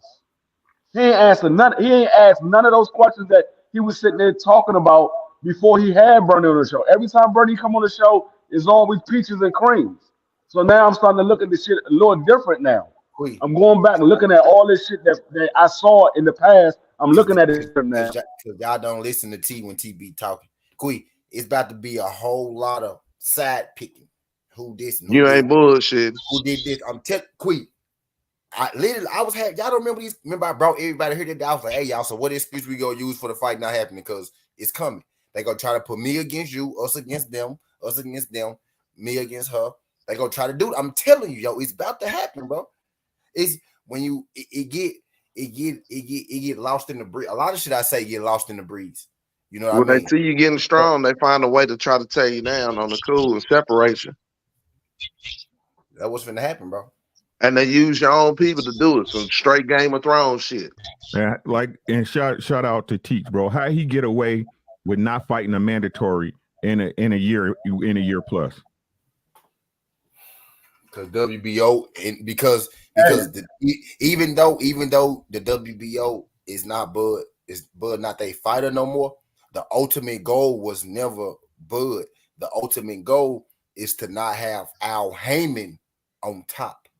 So they okay with keeping Bud with the title, even though he's not with them per se, because he ain't with the enemy.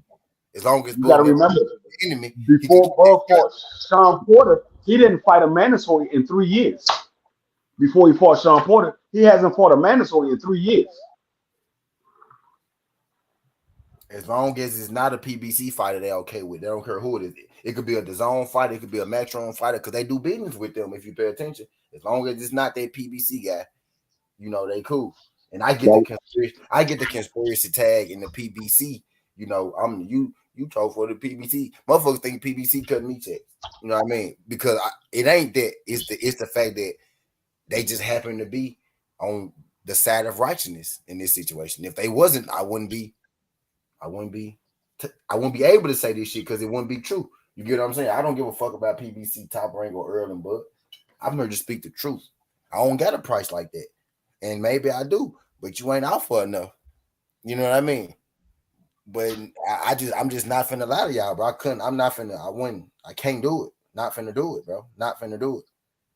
If y'all, I wish I was around, bro. When my energy changed on there, bro, I was like, bro, I literally came and said, y'all, I'm not finna lie to y'all, bro. Yeah, you did. So you can't even. You did. You was like, this nigga not fighting. He not gonna fight. Right. What you said. I won't lie. But I was gonna say that. Well, I mean, knowing that they just paid to put on or they just got paid to put on the fight. You know what I'm saying?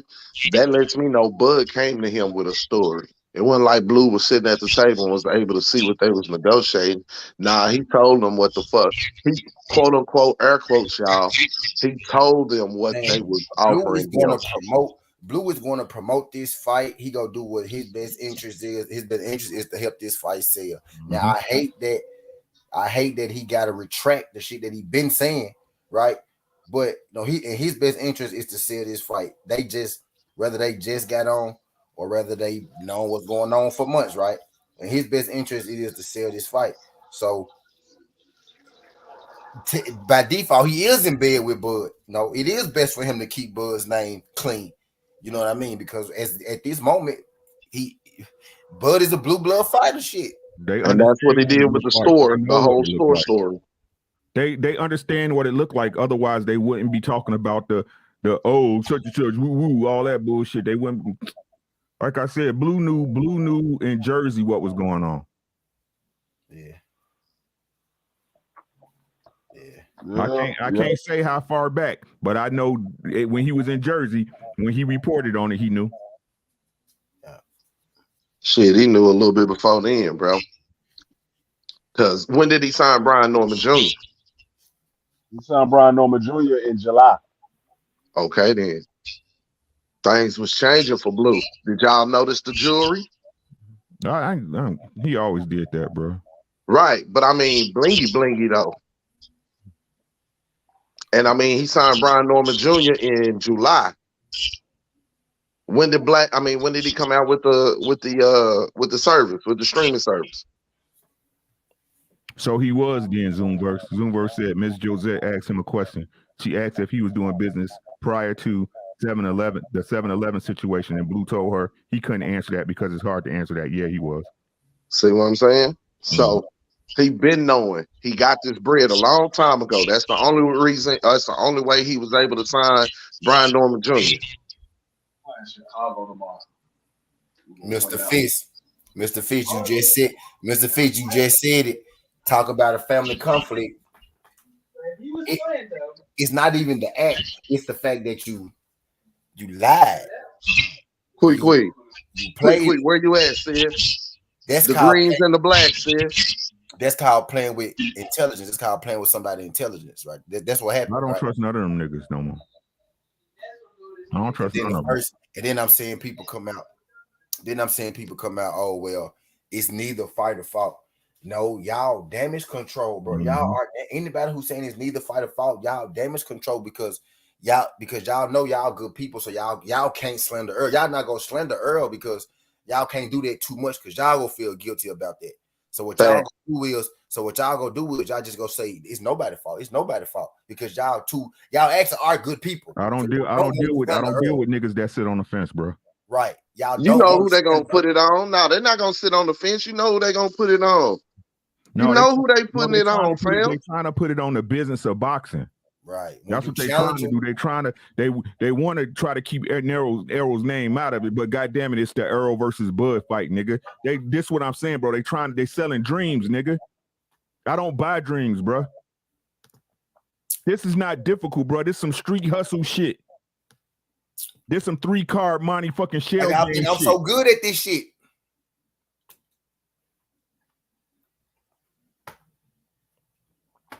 Dog. They know niggas will sit down and ask some real questions. That's why. That's what fuck with me. They knew what was popping and they was lying, bro. Yes. I literally came out and said, bro, once they told me that date, bro, look, bro, y'all won't know when it really hit me, dog. They told me a date. They said, T, take it to the house. September 29th, take it to the house. I took that shit to the house. And then once it hit the fan, I had to come back and tell y'all. And I got people questioning me. If I had to do that shit, right? I had to go through that shit. And then they come with another AT, this junk, same that they told Ricky. They told me this in September, though. I'm like, then I came with her this same day. I was like, bro, I'm not finna lie to y'all. I was dealing with that shit that day. I'm like, bro, I'm not finna come out here and tell y'all no new date. And I know these. I was like, bro, these folks lying, bro. This shit ain't gonna happen. I know, bro. You can't. Y'all lying to me. I said, bro, now they lying to me, and it got me coming here lying to y'all, and they don't pay me enough for that. Duh, like I've been trying to, and then after that I was like, look, so let's go and get it together. What's gonna be the reason that, we say the fight don't happen? Because on Southern T, we go spit, the facts type shit. So that's why BF was playing it the way he played it. You feel me? And on the cool, listen, BF was telling y'all in so many words, nigga. He seen the nigga in the spot. They wouldn't even meet up at the spot or whatever, and they put the nigga in his section. You feel me? And they didn't let the nigga leave until they got ready to go, and they took a picture with the nigga, right? You feel me? Like, if y'all don't know how Jay Isom and Earl and them move, if y'all don't know, then y'all don't know. And he had to know that the fight was being made. And he was steadfast on it like the rest of us. See, the rest of us just felt like the fight wasn't going to be made because of the circumstances.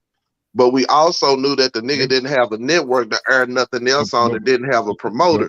So that possibility was still out there. The real issue I'm having is that these niggas knew and let you put out content and gave you bullshit. No, that's look. What I'm saying is that these niggas gave Bud the leverage he needed.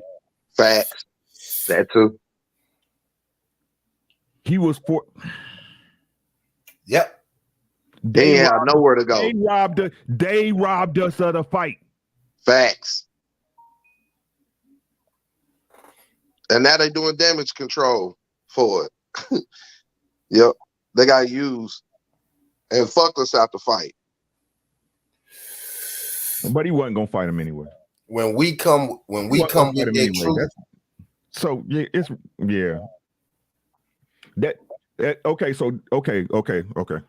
This the way. Okay, so this is what it is, right? He wasn't gonna fight that man anyway, so they figured what. I mean, it's some snake shit to do, but it's smart.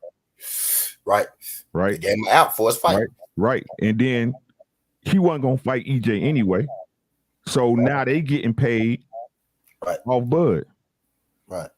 Bud came to them with a bag. I'm fresh off the.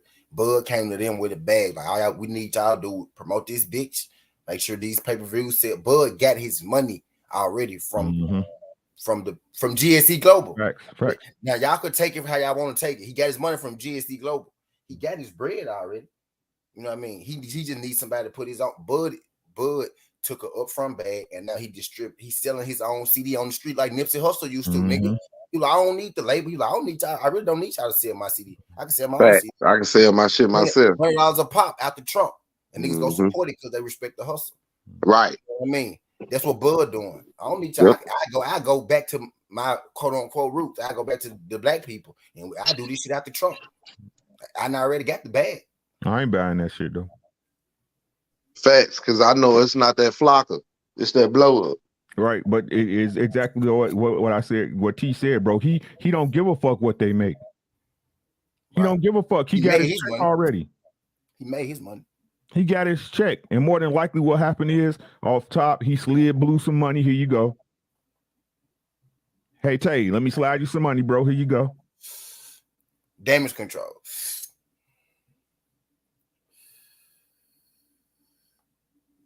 Damage control, man. Be real. I've been wondering why. I know now, like I've been losing a couple motherfuckers that I've been tight with. That I ain't as tight with. You know what I mean? I've been trying to figure out like why, like people on the inside, right? Mm-hmm. People on the inside, because they've been knowing these motherfuckers first. A lot of these motherfuckers put me onto a lot of these motherfuckers. So some of them, you know what I mean? No wonder why I got called a snitch. Now that made me think about that in a whole different way. Goddamn. I'm still not good with it though. Now I'm thinking who I was amongst that day when I got called a snitch when I brought it up and where I was. You feel what I'm saying? I'm still not good with it. I think Fam was on the panel one of the few times. That was one of the few times that he been in there. And he was on the panel talking about Blue Blood. Goddamn, hold up. You gotta watch your friends, but watch your enemies close. I mean, watch your enemies, but watch your friends closer. God damn, we was talking. Listen, y'all, we was talking about the fight, And was the fight gonna happen, and was it not gonna happen? And why was the fight being held up? And I said Kinahan was the reason. And how the PBC did business and they model, only giving a little bit up front and the money on the back end. And this nigga used to taking his money up front. That's why Bob say he ain't shit when it come to making money, because he don't promote the shit or nothing. He just take his money off the top and just show up the fight. These niggas call me a snitch.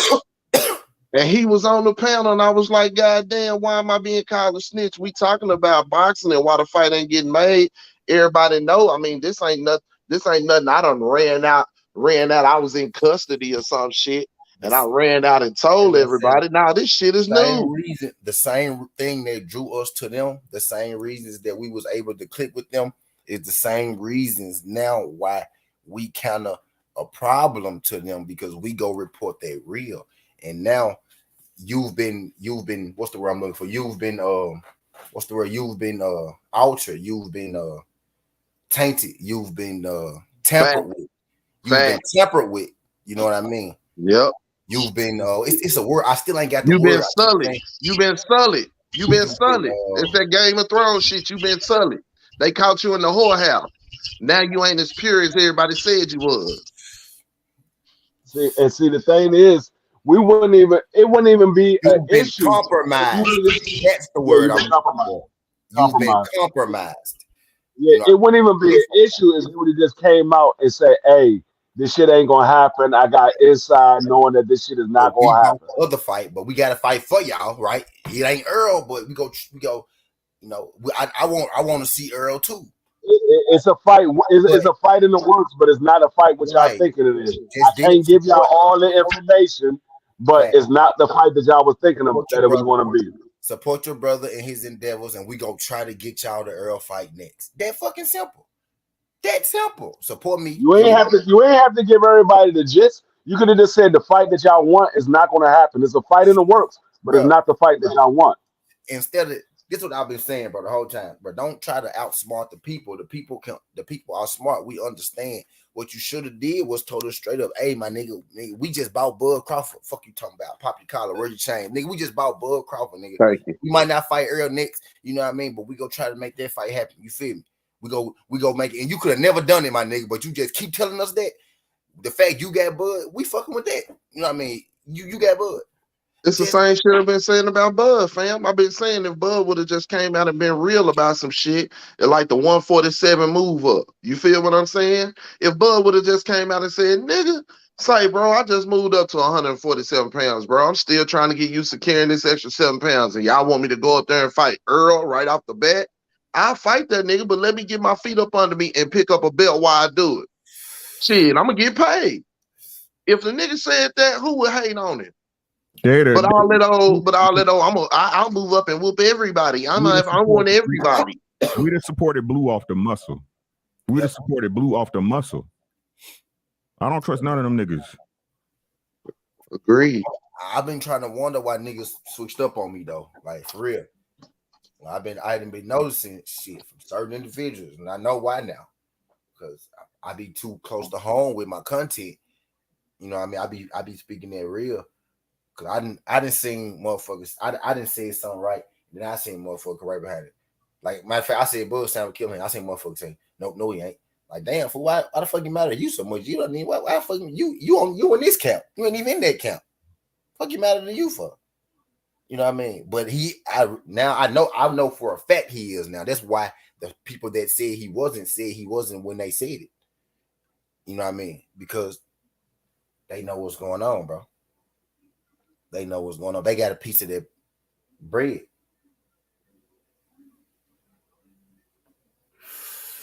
It must have been damn well worth it too.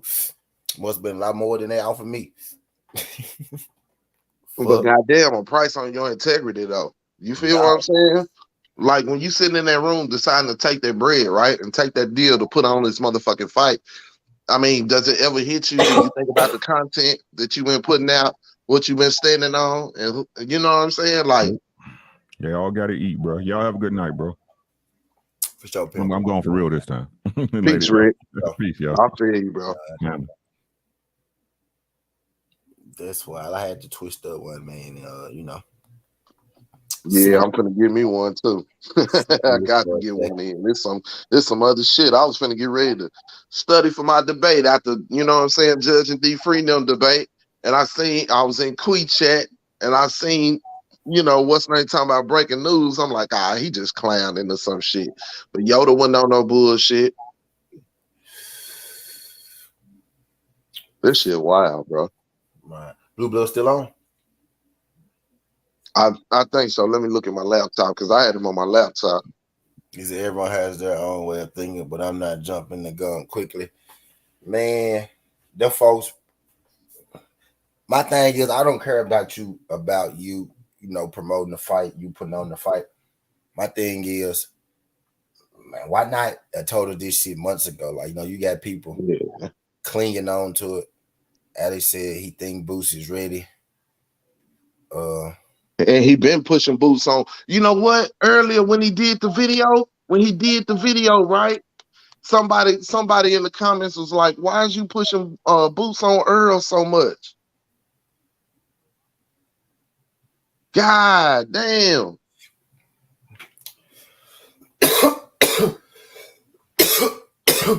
So and then check this out. Let's look at this angle, right?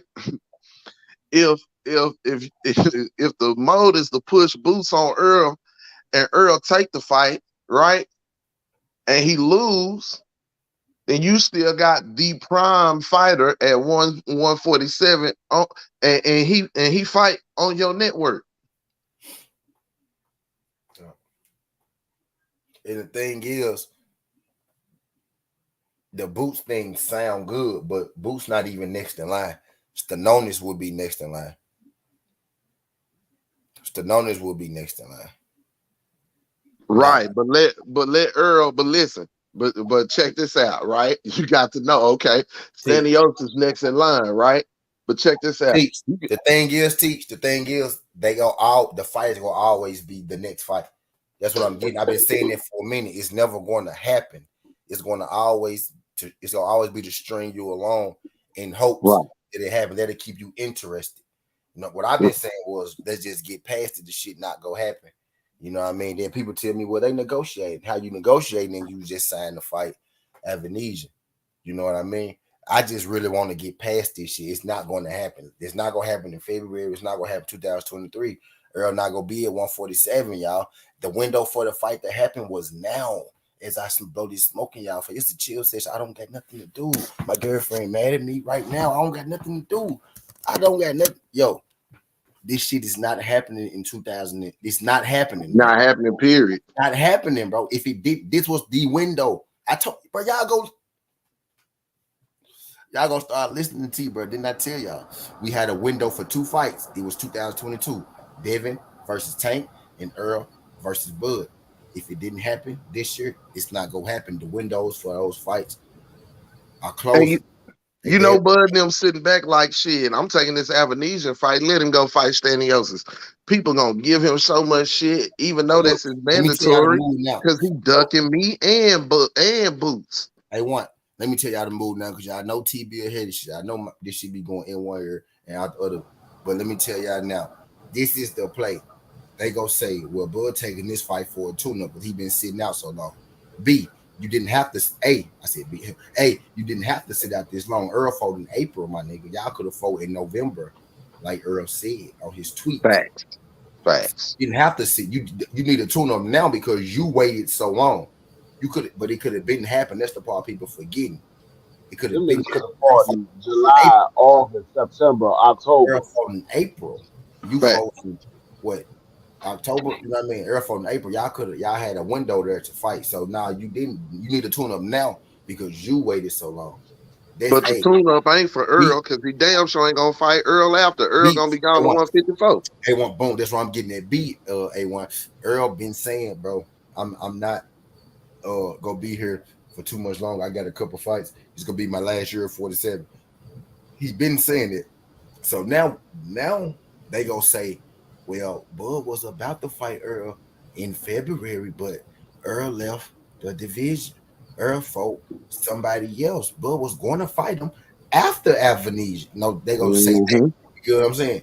But when we know damn well, nigga, we had 6, 7, 8 months of airspace, bro. Literally. 6, 7, 8 months of airspace. Now you need a tune up. You know what I mean? Nah, bro, you was never want to fight him. You should have tuned him up. So is tune up. Is it gonna be a title defense? My thing is that John not gonna happen. If I'm Errol Spence, leader of the division, just leave it, bro. Because Earl said it's not fun. Earl said it's not fun or healthy. I've been there 147 10 years. This is not fun or healthy. And that's another thing too. They like for him to strain himself to make 147 that last time and fight the young bull. That way, if he lose, they can always say he wasn't that dude anyway. Right. And you hold him from, and you keep him from being undisputed. Because if he ever achieves undisputed, then your accomplishment ain't no bigger than his. And then they're gonna really go down the history and see he fought better fighters, and they'll put him above you. That's why I said the nigga never wanted to fight him in the first place, because it was going to be for undisputed. Everybody says he wanted to leave Bud for last because it was the best. No. Bud left himself last because he knew the nigga would want to achieve undisputed so bad and want to do anything to get it. And he was never going to take the opportunity to take it from him because it mean he might lose. And I got an accolade that he don't. That whole ass nigga never wanted to fight. And Blue Blood just provided him cover. Yeah, man. The whole thing, listen, people. It's no secret how many times we got shove it down y'all throats. And we gonna be doing this because these fucking bud tards ain't gonna give up. I'm gonna hurt they fucking feelings. The man, it was never planned for this man to fight him. Never. Even when he first stepped up into 147, his plans was never to fight this man. Y'all gotta remember who was the ones that started the EJ and Bud talk, right? So this dude had to play on because this is something that we all was calling for. Just imagine, we wouldn't have never started putting that shit out there. That man wouldn't have been calling for him. It just so happened, and unfortunately, this is the motherfucker who had the WBO belt and holding up shit, stunning another man's greatness. That's fucking hate.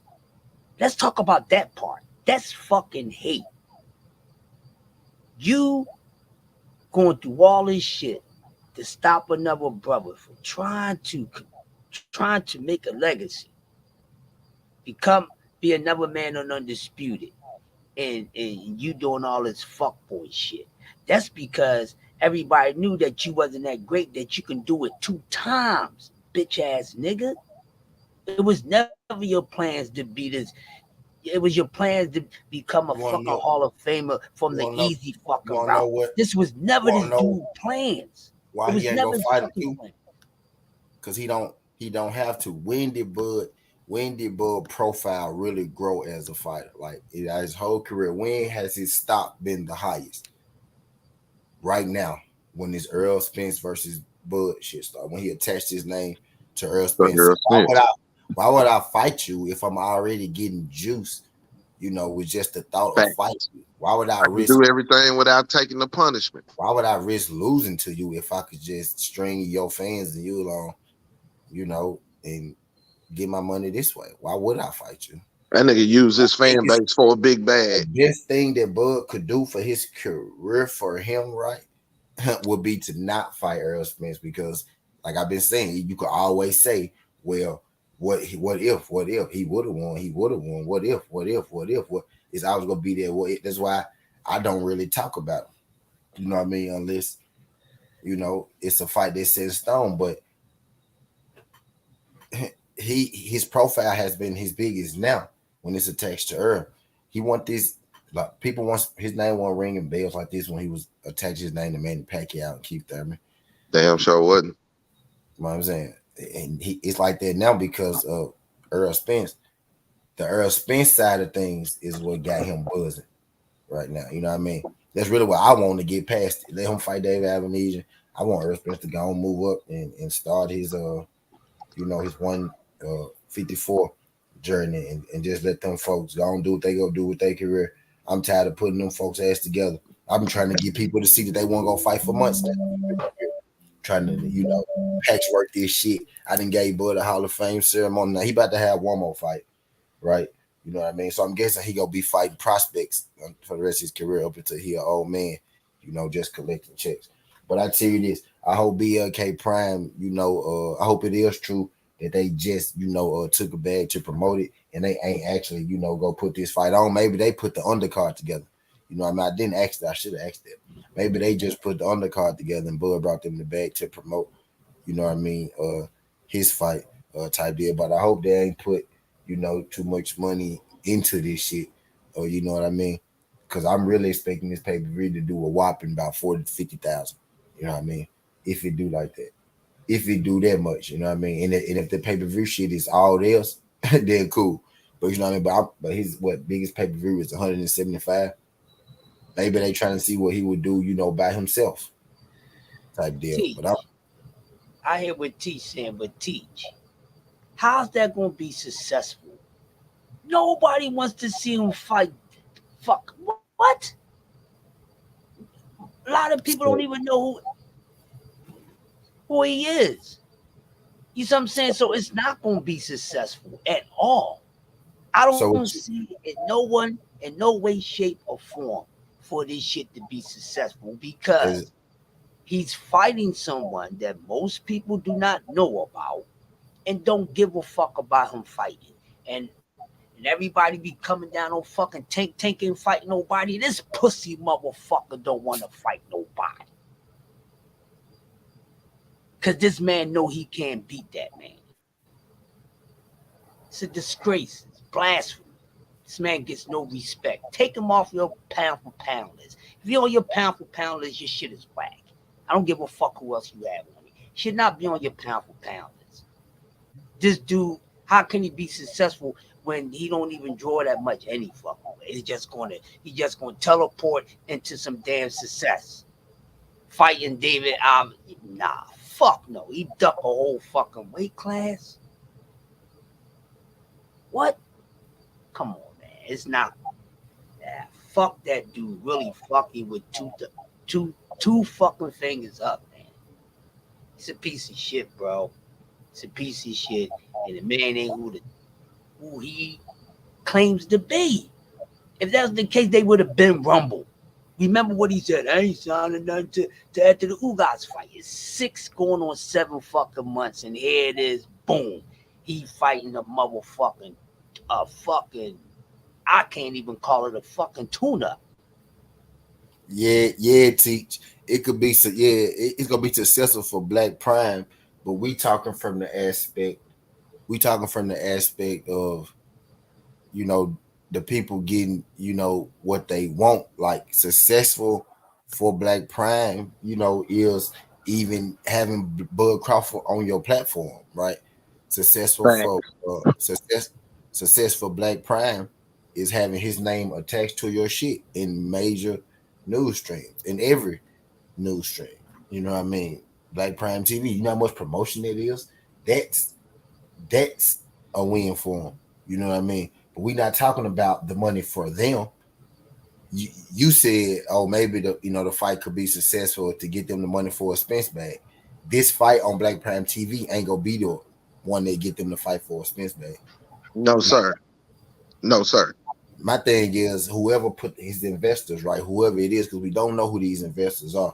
We just know who promoting the fight, right? Which is Black Prime TV. We don't know who the investor is. My thing is, if you're the investor, right, and if you really want to fight, right, why not just give him the extra money he want to fight Earl? Okay, so what they offering you, bro? Okay, they offering you that much. How much you want? Boom. Can we go invest there? Let's make the shit happen. But if you're an investor and you don't believe your fighter go win, you pull your fighter out of a situation and say, let's go over here and let's run our money up fighting lesser fights. Y'all don't see the play. He just gonna run his money up fighting lesser fights.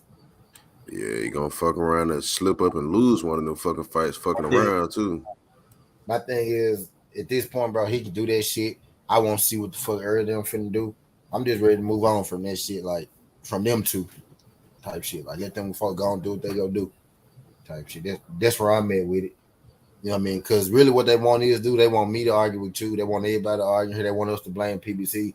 Now he done fucking put Blue Blood in the shit. You know Blue Blood go do it because it's a bag. Of course I'm gonna fucking put Terrence Crawford on my fucking roster, on my list. But you know what I mean? Motherfuckers Blue probably be fucking huge 7-8 years from now from this. You know what I mean? Having Terrence Crawford on his platform. You know what I mean? But my thing is he go.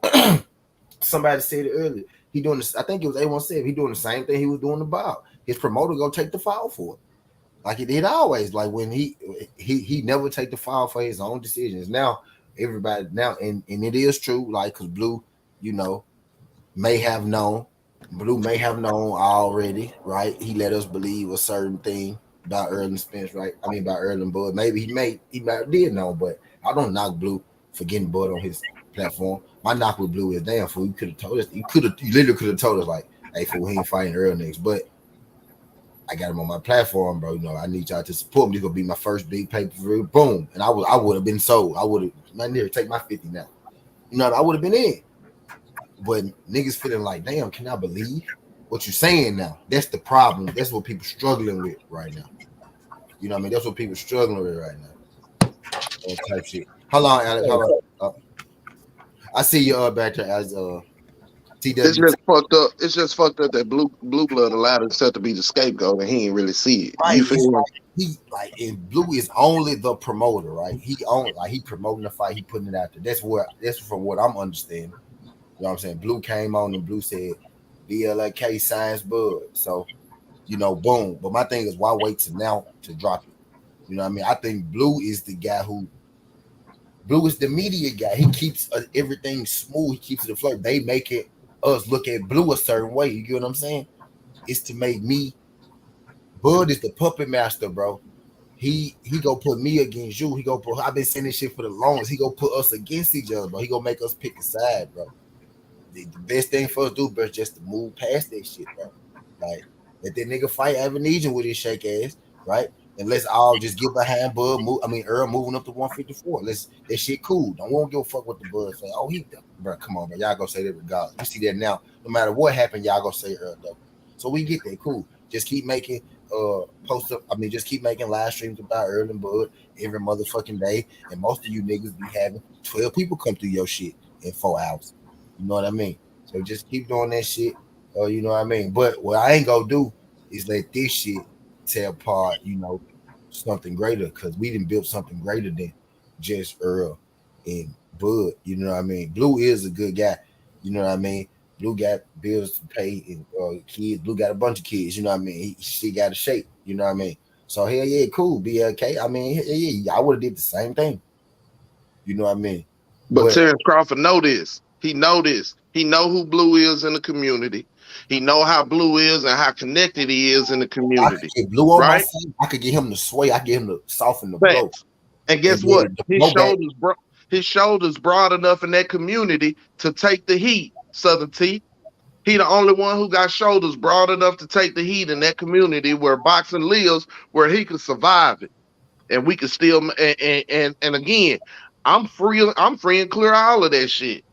Everybody can speculate. I can sit back and laugh and count my money and let Blue take the heat. And Blue looking at it like, shit, it's a career move. And if I lose some of them along the way, they wasn't really my friends anyway. You feel what I'm saying? They weren't really down anyway. Facts. So what you think the next move for EJ gonna be though? 54. Wait a minute on that though. I'll probably defend that motherfucker one more time at 47 just so Jameer can get his fight in January and drop the belt. So when he moves up, he can go ahead and challenge.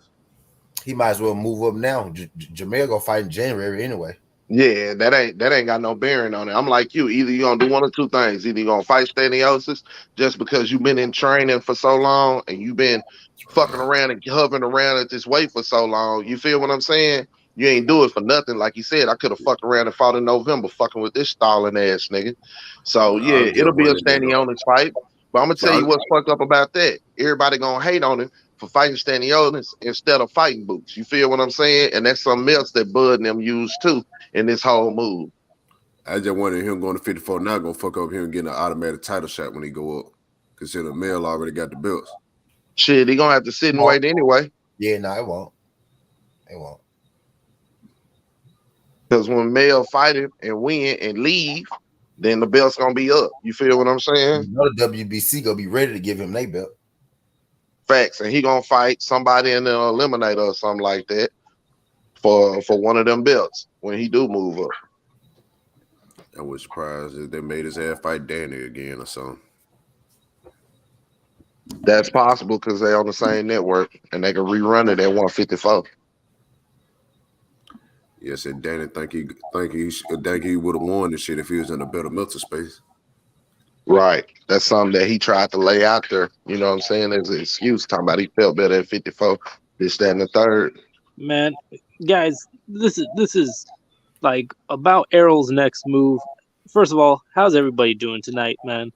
Yeah, I'm up at night because I'm watching the weigh-ins live for UFC 280 in Dubai. You know, the UFC, they give the fights the fans want. But hey, that's another story. Man, this is the equivalent of me having like freaking Valerie Loretta at my hotel room door and me falling asleep. Man, like this is the equivalent of dropping the ball on that. But man, I don't understand, man. 817, you keep saying about Ennis and like Errol, but come on, man. Wouldn't you want that fight to happen if Errol and Bud doesn't happen? I don't want that fight to happen. I'm not afraid of that fight. I want the fight to happen. Listen, I want the fight to happen. I'd like to see the fight happen with him and Earl at 54, though. Then listen, here's why. Because at 54, right, I feel like that's what was planned. I feel like at this age, that's where we'll get the very best Errol Spence against a talent like Jaron Ennis. You feel what I'm saying? I feel like at 147 right now for Jaron Ennis, it's not difficult for him to make, and I feel like I'll get the best out of him. And at 154, I don't feel like it will be a stretch to even see him get better. You dig what I'm saying? But you see the problem with that? The problem with that I don't is see a problem. I don't see any listen, I don't see any problems with them if they did decide to fight. You feel what I'm saying? I still feel like Earl will have the experience, right, to get past him right now. I really do. Even though I feel like it's a better fight, I've always said they are the 1 and 2 guys in the welterweight division. You feel what I'm saying? So it's not an avoidance of it. I wouldn't mind seeing it. You did what I'm saying? But yes, what I'm saying is this. I understand the ploy and the way that Bud was moving in order to protect himself and to put the hot shit kind of on Earl lap. You got to remember, Jaron been in the WBO forever. He just slid into these other ranking tiers. And the thing with that is Jaron wouldn't even be next anyway. It would be Stanonis. And Alex, so I get where you coming from. I know what angle you coming from. I know what kind of shit you on. You feel me? I'm not in here. Gratification. That is what I'm on, bro. I'm not here to go back and forth with you. I'm not. Yeah, I understand. I'm not here to go back and forth with you. I know what's coming on. What I can feel it. You feel what I'm saying? We just talking about the landscape, what it looked like, and what's gonna happen next. And I mean, you kind of grasping at straws more than anything. I'm not afraid of seeing Earl fight Jaron. Shit, I've been the one saying that they the 1 and 2 fighters in the division. I just understand the game and don't shovel the shit on my lap. You feel what I'm saying? No, exactly. And I apologize if it came off like that. Nah, I just feel like Bud kind of shoveled some shit on his lap when, you know, he didn't have an out, right? Black people, he used black people for a scapegoat as to why him and Earl hadn't fought, amongst other things, right?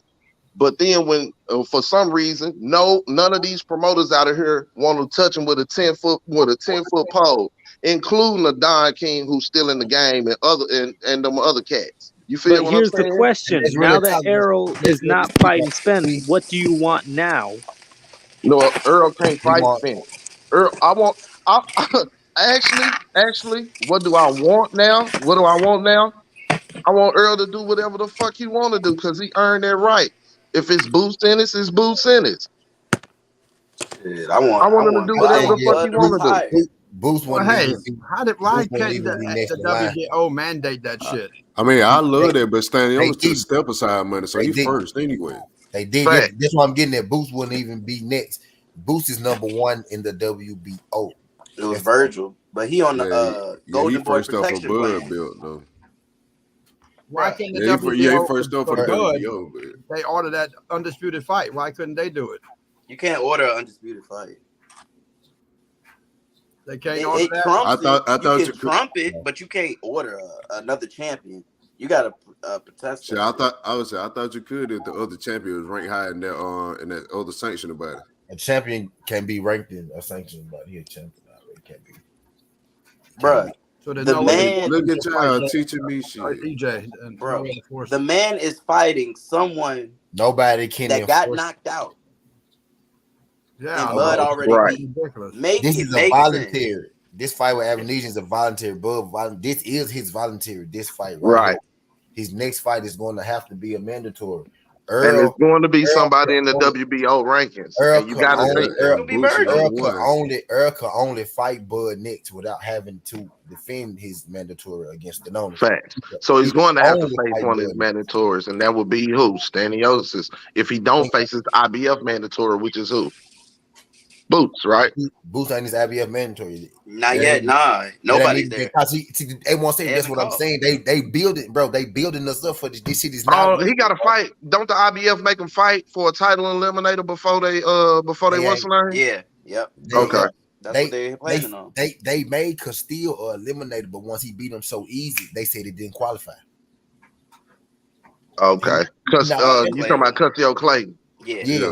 They said it was eliminated, but once he beat him, they said, "No, this fight didn't qualify." They said, "Fuck that shit." They said, "Oh no, you spot this nigga too quick. That shit don't count." That's fucked up on his behalf. What happened? That's fucked up. That's fucked up how they changed the rules up. I mean, even for Jerron Ennis, you know what I'm saying? If they're gonna make that your title eliminator, it ain't his fault he went in there and smoked that nigga in a round for them to go back and snatch it back. The WBC be on some whole shit. I mean, but they never even IBF. Yeah, that's some weak ass It's shit. like this. If Terrence Crawford is coming back in December, Errol Spence should come back in either November or December. You know why he can't do that, Alex? Do you know why he can't do that? Why he can't do that? Because he was supposed to be fighting Bud. He ain't got no fucking fight set up. Bruh, he didn't. Bruh, he don't have no fight. Alex, how could he come back in November or December, right? He got to find an opponent. He probably could scramble now, right? But it'll still be hard. How could he come I don't know. Maybe I'm just naive and I'm used to like I'm used to. But Alex, you got to think they've been waiting for 2 weeks for paperwork to come back. The reason, the only reason Bud got to fight now is because he been planning that shit. Fights ain't made in a week, bro. Fights not made like that. What you mean? Come back in November, that would be next month. So we finna put on the Earl Spence fight in 6 weeks. No, you're right. You're right. Probably January. It don't work like that. You can't just put on the Earl Spence fight and see because you got to put it on pay-per-view. You got to get the building for it. It ain't just it ain't gonna be. I don't know, man. So I see freaking Marcos on Twitter right now. I'm seeing like Marcos Villela. Listen to what you just said, bro. You said if Bud is coming, first of all, nobody knew Bud was coming back in December. We didn't know what the fuck that nigga was gonna do. We thinking he was negotiating with Bud. So how the hell you end up signing the fight with Avenesian? If you negotiate with Earl, that's how I know they can't. How do you sign a fight with Avenesian? They can't blame negotiating because the man was negotiating in good faith. Right, I was just gonna say, Alex, in saying that, just what Southern T said, and you admitting that, okay, yeah, that makes sense. What does that say about the Earl Spence and Terrence Crawford fight as a whole? That says that the fight was in Bud Crawford's lap and he did not take it. If he had the room to make an Avenesian fight, and we know that Showtime, PBC, Fox, Al Heyman, whatever the fuck you want to call it, had advanced them in negotiations, right? And had been sitting for at least 2 weeks waiting for something to come back on a revised contract. Obviously, they went ahead and made a deal with Avenesian and also made a deal with Blue Blood to air that was already in the works. Yeah. So the fight again, we have to admit, was in his lap, and he chose not to take it. Of course, yeah. Okay. Hey, fuck it. Go call goddamn little Eiffel Tower. Call Sebastian Fundora. Fuck it. Bud don't want to fight. Give us Fundora. Now, he most definitely need to go to 54 though. No matter who he fights, he need to go to 54 for sure. This thing is pretty shitty that he can't get. He went. I got them 3 straps, man. He needs that one more strap. This is a damn tragedy, man. This is a travesty. This fight was like he literally was never going to fight that dude, bro. So fucked up, man. Man, somebody sent me a tweet about a February day. I said, if EJ don't retweet that shit, I don't believe it. Hey, look, Flossie, I'm glad you said that. You see how we got a fucking fight date for Earl and Bud in February, and we got a date for Bud and Avenesian in December the same day. I know. Look, all that shit happened in the evening time, right, Flossie? You probably got this shit around like 4:30, 5 o'clock, some shit around. Around that time. I was just at 2:30, because I do this shit. So T does this shit. Even when I ain't on this bitch, I'm doing this shit. Earl said at 2:30 this evening. He said at 2:30 this evening, he said this nigga stalling. I could have had a fight in November. If this was the he said he's stalling. I could have had a fight in November. And then later on, he said a little bit after that, he said, I've been there 47 my whole life. Making this weight ain't fun, nor is it easy. So at 2:30, Earl said this dude stalling. I could have had a fight in November. At 4:30, that shit came out that Flossie talking about. Bud and Earl. I seen it too before. I got EJ on my Twitter and shit. The nigga I be arguing with on Twitter. EJ responded to him. At 4:30, the media came out with that shit to counteract what EJ said about Facts. It could have been false. So at 4:30, they came out with that shit. But then at 12 midnight, they came out with Bud fighting Avenesian. The media, the whole thing with the media, they just covering Bud ass. It ain't that they covering the fat guy. It ain't covering Bud ass for Bud. They covering Bud ass because it's a rivalry thing. It's a rivalry. They side against the PBC side. I know, but it is what it is. You know what I'm saying? Facts. So. And listen, ESPN still got to leave a fish hook out there to bring him back possibly for his last fight, right? They done already chose sides a long time ago. The big picture is here. People think it's Bud. It's Bud, not even the big picture. Bud is just a pawn. Mm-hmm. The big picture is not Al Heyman. That's the fact. Break him down. Break him down. Destroy the monopoly. We couldn't get him in court. We couldn't get them in court. Break the monopoly. Break them down.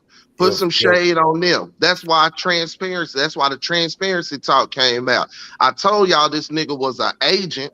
I told y'all a long time ago, this nigga was an agent. Ain't no way you sue no white folks in public and call them motherfucking racist and everything else and still walk in they shit. No shit, huh? In this climate, in today's climate, what the fuck we got going on now? I've been there told y'all this shit. The shit was fishy from the fucking jump. And you know what's the funny thing, 817? The fight's going to be in Omaha. That's the only place where he's going to go and he's not going to get booed. He could fight a broomstick. He could fight you and me. And it's the only place that they can go with a cheap venue. Yeah, like fighters ain't gonna be okay for them rents. I promise you I will. 4 rounds. They gonna get the hometown discount there. Fam, like man, look. The only place they could have put that motherfucker was damn near on blue shit because ain't nobody else trying to mess with him. Facts. Again, I'm very real quick. Max Rome in the zone. I already told you, we ain't fucking with him. He ain't marketable.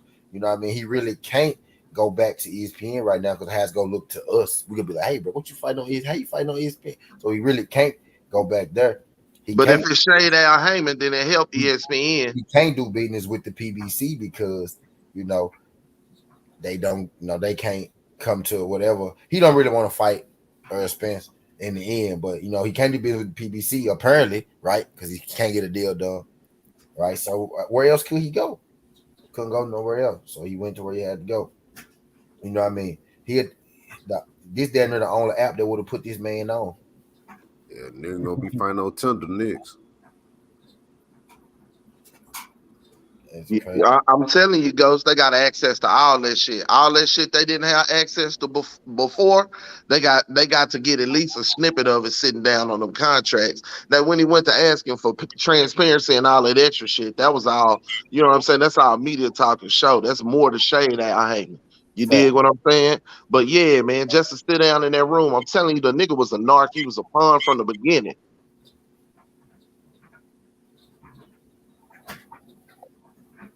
He gonna wake up and be 45 and realize the shit that Flossie was saying on YouTube. They gonna run down your resume. They gonna run down your resume. Hey, look, he gonna be wiping his ass with soft toilet tissue and decent linen sheets, because the nigga still cheap. He's still a hood nigga. You feel what I'm saying? So he gonna go to goddamn rooms to go or some shit and be living good. You did. It's gonna take for when he go back to them Hall of Fame meetings or whatever, and they little boy him and sit him at the little boy table. I told y'all this shit though. I've been saying this same shit, y'all.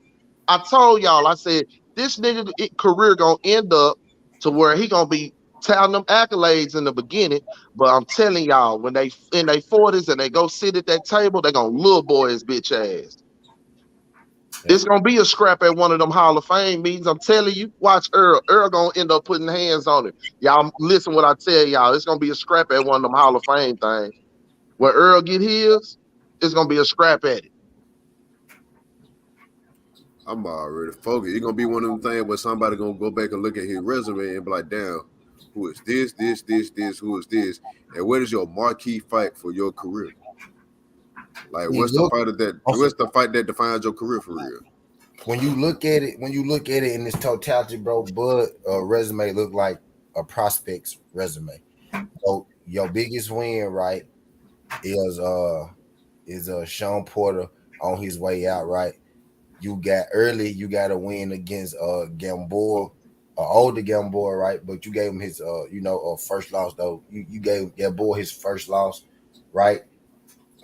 In your prime, right? That's your prime win, Gamboa. And you got a Sean Porter win when he was an older guy on the back end, and now you about to fight David Avanesian. You got a win against Mean Machine. You got a win against Jose Benavidez, right? You got a win against old Kell Brook, bro. That's a great. If that was Virgil Ortiz we was talking about, bro, that'd be a hell of a resume. For real, like the name, we look not the accolade. Don't look at the belts, the championships you won, just the names on the resume. That'll be a resume for Virgil Ortiz right now.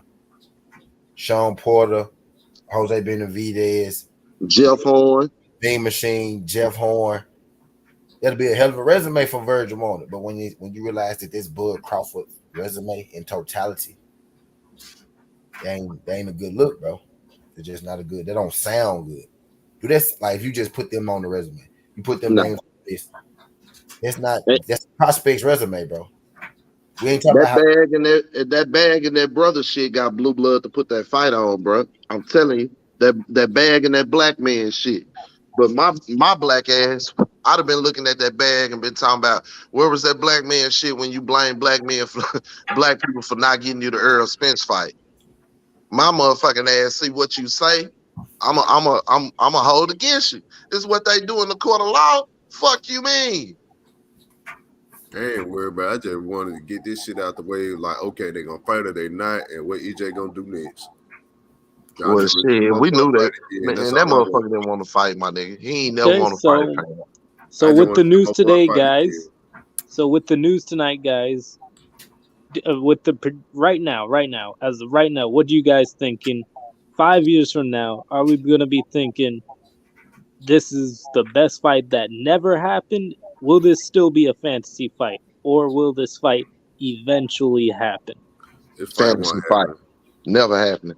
This should have never happened. Never happened. Go away like COVID. This was the best time go away for it like to COVID. I want this shit to turn to COVID. That's what I want this shit to go. I want this to be the bird. This fight is the bird flu. This fight is Ebola. Swine flu. His fight is Hey, swine. real quick, anybody see Kid Austin's fight tonight, man? I tried to watch it, but it was only a minute and 27 seconds, so I watched that it. dude knocked the Kid Austin jumped on that boy and beat So, the fuck so, out I, of him. so I watched it, but I missed it. I watched it, but I missed it. He Even put that still. something to sleep, man. He was laid out under the rings, man. Fucking under the ropes, man. Passed out. Damn. I ain't even see it. I've been on live with this shit. Yeah. Here, man. 1 minute, I'm 1 minute, under. 24 And seconds in the fucking Case first Savoy, round. did you see the Yankees lose again? They can't score freaking 3 runs. I More than didn't 3 see it, but runs. T told me about it while we was on that watching the football game. T So told I me. was already pissed off. Damn God it. damn. Yeah, I want to see EJ Fundora now. Hey, Alex, I want to see the best fights possible, bro. You feel what I'm saying? If it's Boots, fam, hey, look, real talk. If it's Boots, listen to me. If it's Boots, Earl gonna get 10 times the respect, right?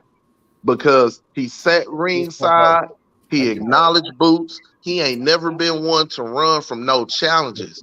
So while I know Staniosis would be his mandatory and he would need that or whatnot, and that might be the next move, or the history with Keith Thurman, him being aligned with the company or whatnot, having that history, you know, that might be an easier sell to make more money, right?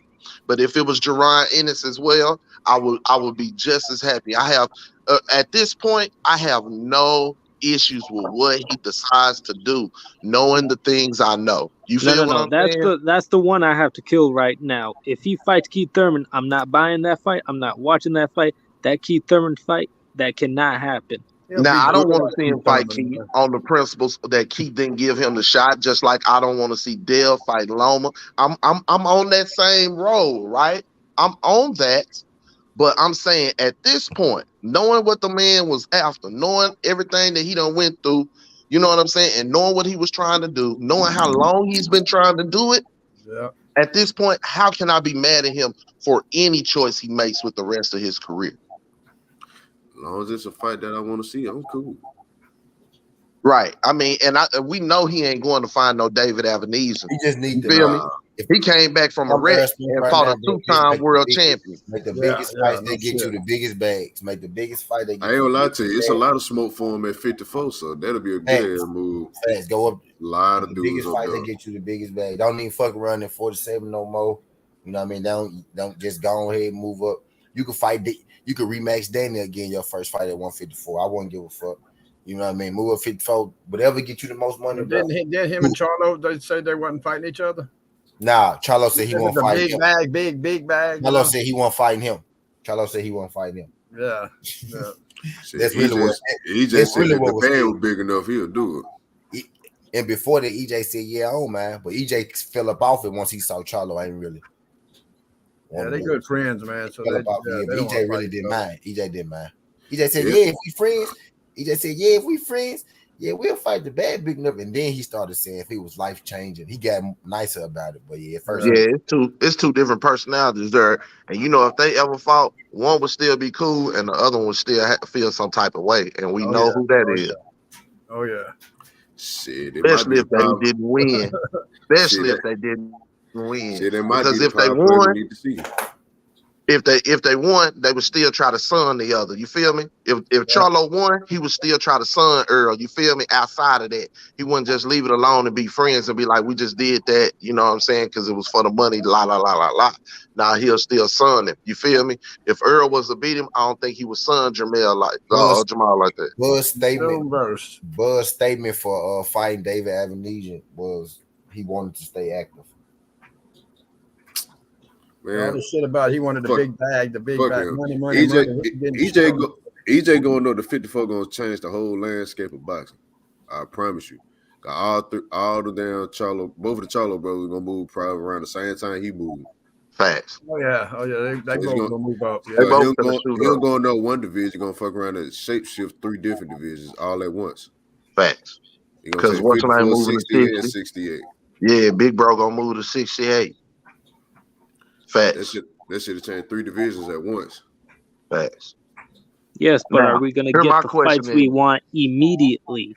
Immediately. I'm not talking about 6 months from now. I'm talking about How 4 can we months. get it immediately if Bud fighting in December? Yeah, Fact. the male Ain't no fight Yes, in immediate. but this January, is so what that'd we be get as months in boxing between. fans. We always have to wait. We always have to wait until the next It's now fight. we got this Benavidez is Alberto. fighting I mean, Uzcategui. it take months in between, regardless, though. But Alberto, we just talked about it. This time, right? You say this always happens, and I agree with you, right? More times than not, we have to wait on a lot of fights that we want to see. But Alberto, just keep it 100 with me, Alex. You feel me? Who do we blame this time?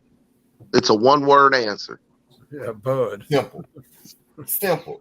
And even then, like even if Bud was to fight in December and he have a quick turnaround, EJ would probably still need 3 months after his next fight anyway, because you ain't gonna jump straight into this shit. I was just gonna say this February date. When is Bud fighting? When is Bud supposed to be fighting? December 10th?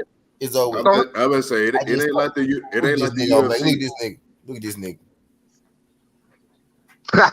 Omega. So pretty much we can confirm probably Errol Spence is not going to be in the fall schedule for sure. Y'all right. And Earl mad about that, bro. Look at these tweets, bro. He telling you he mad about it. Bro, the man said he's stalling. I could have fought in November. He pissed off. He like, you fucked up my date, my money, nigga.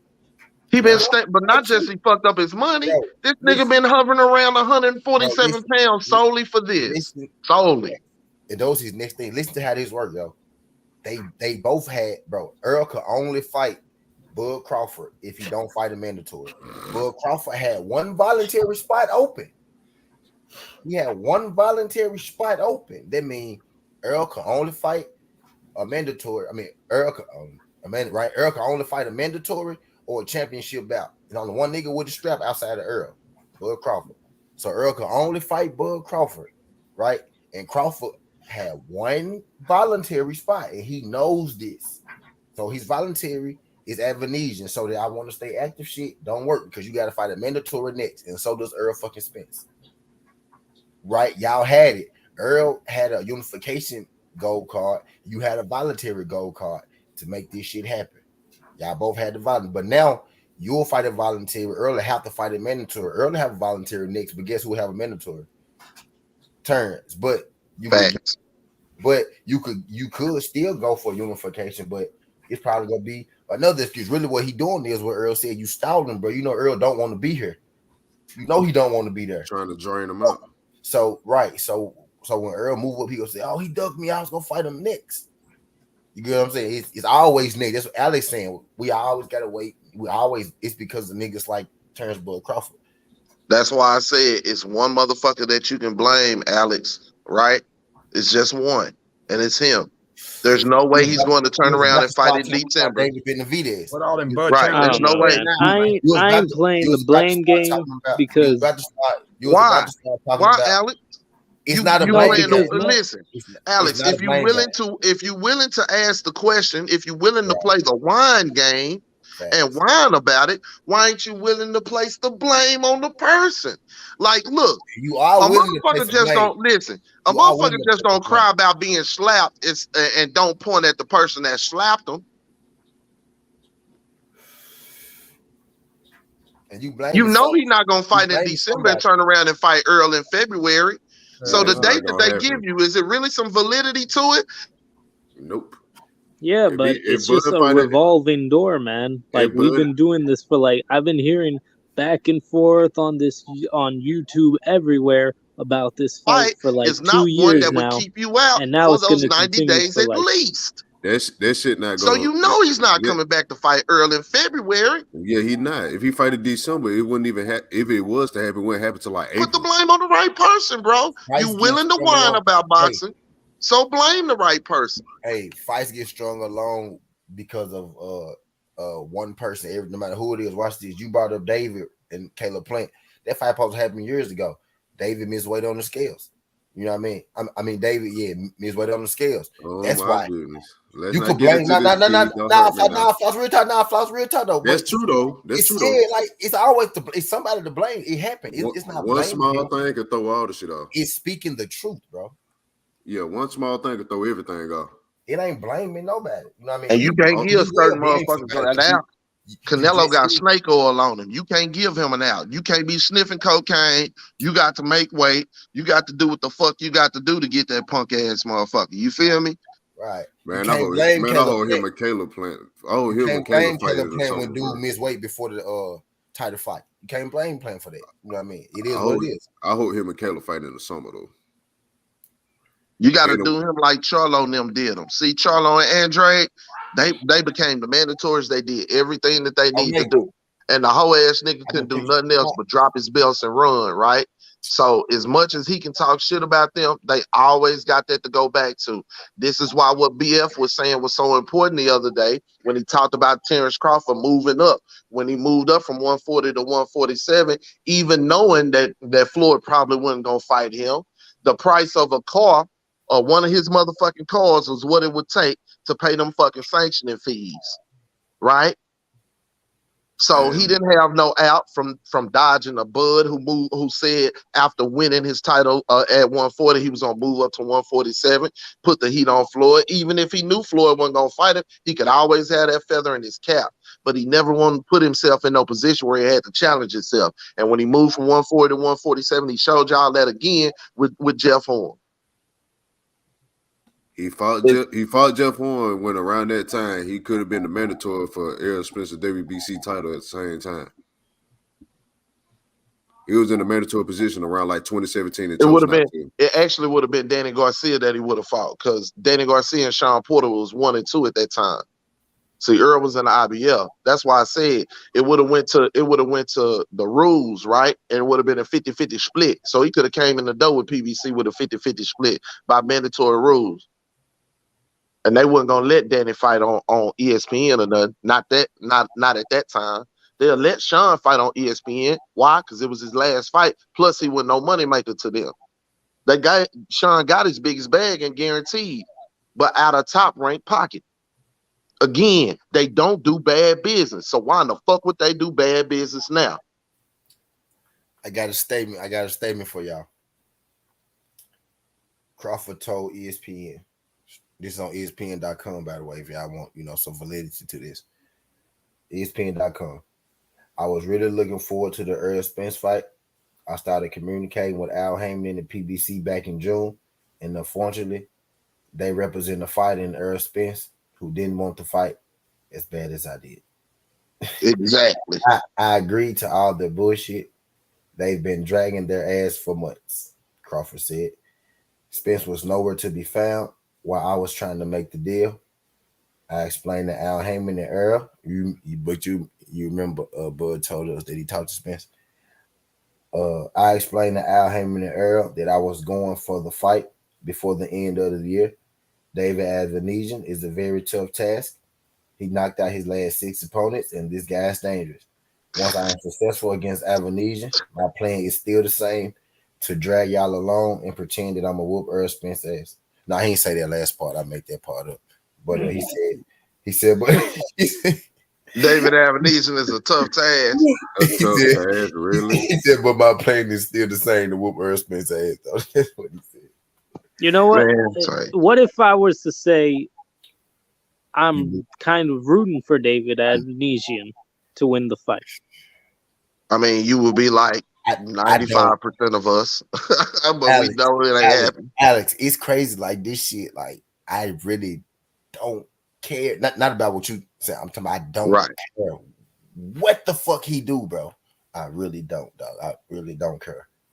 Yes, but would it be bad for boxing if Avanesian beat Terrence Crawford in December? You know what? I think it'd be great because Avanesian probably will fight Errol Spence. I think it'd be great. He used to be signed with the PBC. Yeah, Avanesian will go ahead and cash out. He'll go ahead and cash out and take that fight. I think he'll fight. Yeah, what does he have to lose? Not a damn thing, but a big payday. Avanesian not gonna beat that man, bro. I don't give a fuck. I don't give a fuck no more. I mean, the motherfucker died tonight. After I get off this live here, you know what I'm saying? Like, the motherfucker dead to me, bro.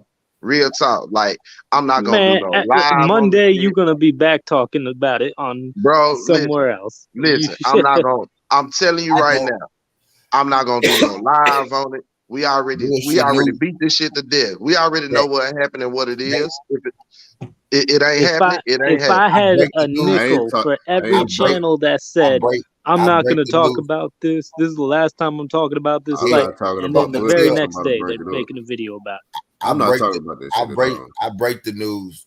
I don't continue to talk about bullshit. I retired Bud like months ago. You know what I'm saying? I've been telling y'all this shit ain't gonna happen. I literally do my best to not talk about it. I just have to point out the bullshit when it arrives, when it come out like I did today. So Bud on ESPN ain't nothing to talk about no more. For this ain't shit. nothing to talk. Yeah, basically not what he gets no fucking airplay over here. I don't speak on Bud unless somebody bring it up. Like I don't really just be thinking about it till somebody mention it.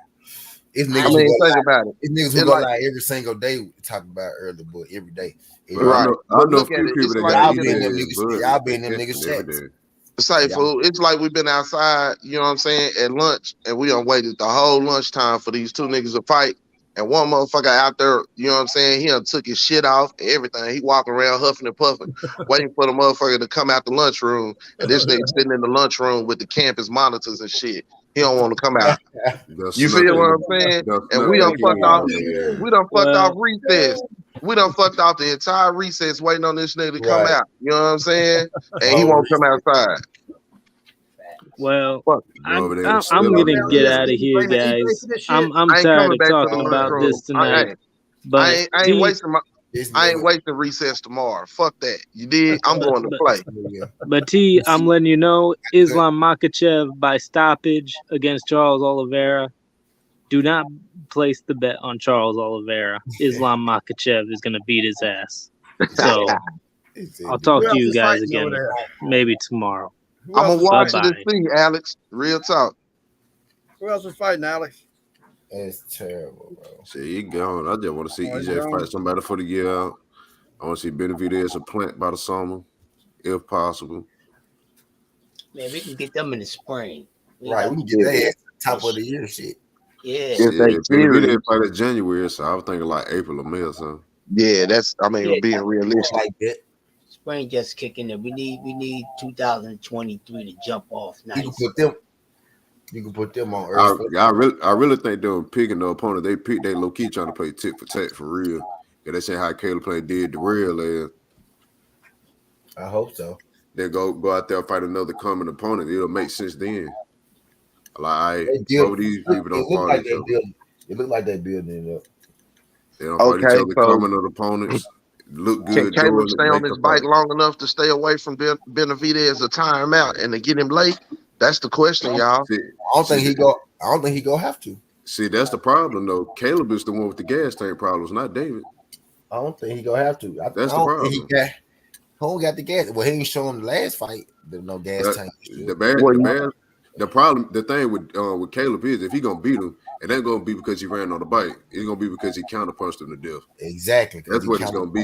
That's why I think he gonna counterpunch the shit out of him. And I'm a Benavidez fan, but if Caleb Plant beat Benavidez, that is the reason why. He gonna counterpunch you think he can? So, fam, you think he can counterpunch that nigga for 12 rounds and not get caught? That's the reason why that's the reason why I didn't pick him. I think he gonna start. Now he caught like Benavidez don't knock people out with one punch, bro. You know what I mean? He gonna have to stop Caleb Plant. Caleb Plant don't sit there and get stopped. You know what I mean? His defense ain't to sit there and get stopped kind of dude. You know what I mean? Canelo put his ass out with a punch. Right. Benavidez do not he like Canelo, bro. Right. He ain't got that oomph. I feel like it's gonna be one of them situations where Benavidez boxing ability is gonna be way better than what a lot of people think.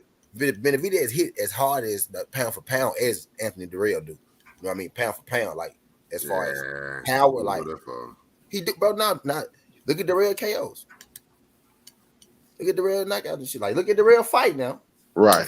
I'm saying I think Durrell a little bit stronger. I just think David should come for all the speed and the combination. Yeah. Okay. I thought you. That's all that is. Yeah. David. Yeah. Speed is power with David. Speed is power with David. David hit your ass. So David hit your ass before you blink. That's what be fucking niggas up. Facts. Damn. No, we gonna see though. I like Caleb playing that Benavidez. So like either way it go, no matter who wins, I'm sure.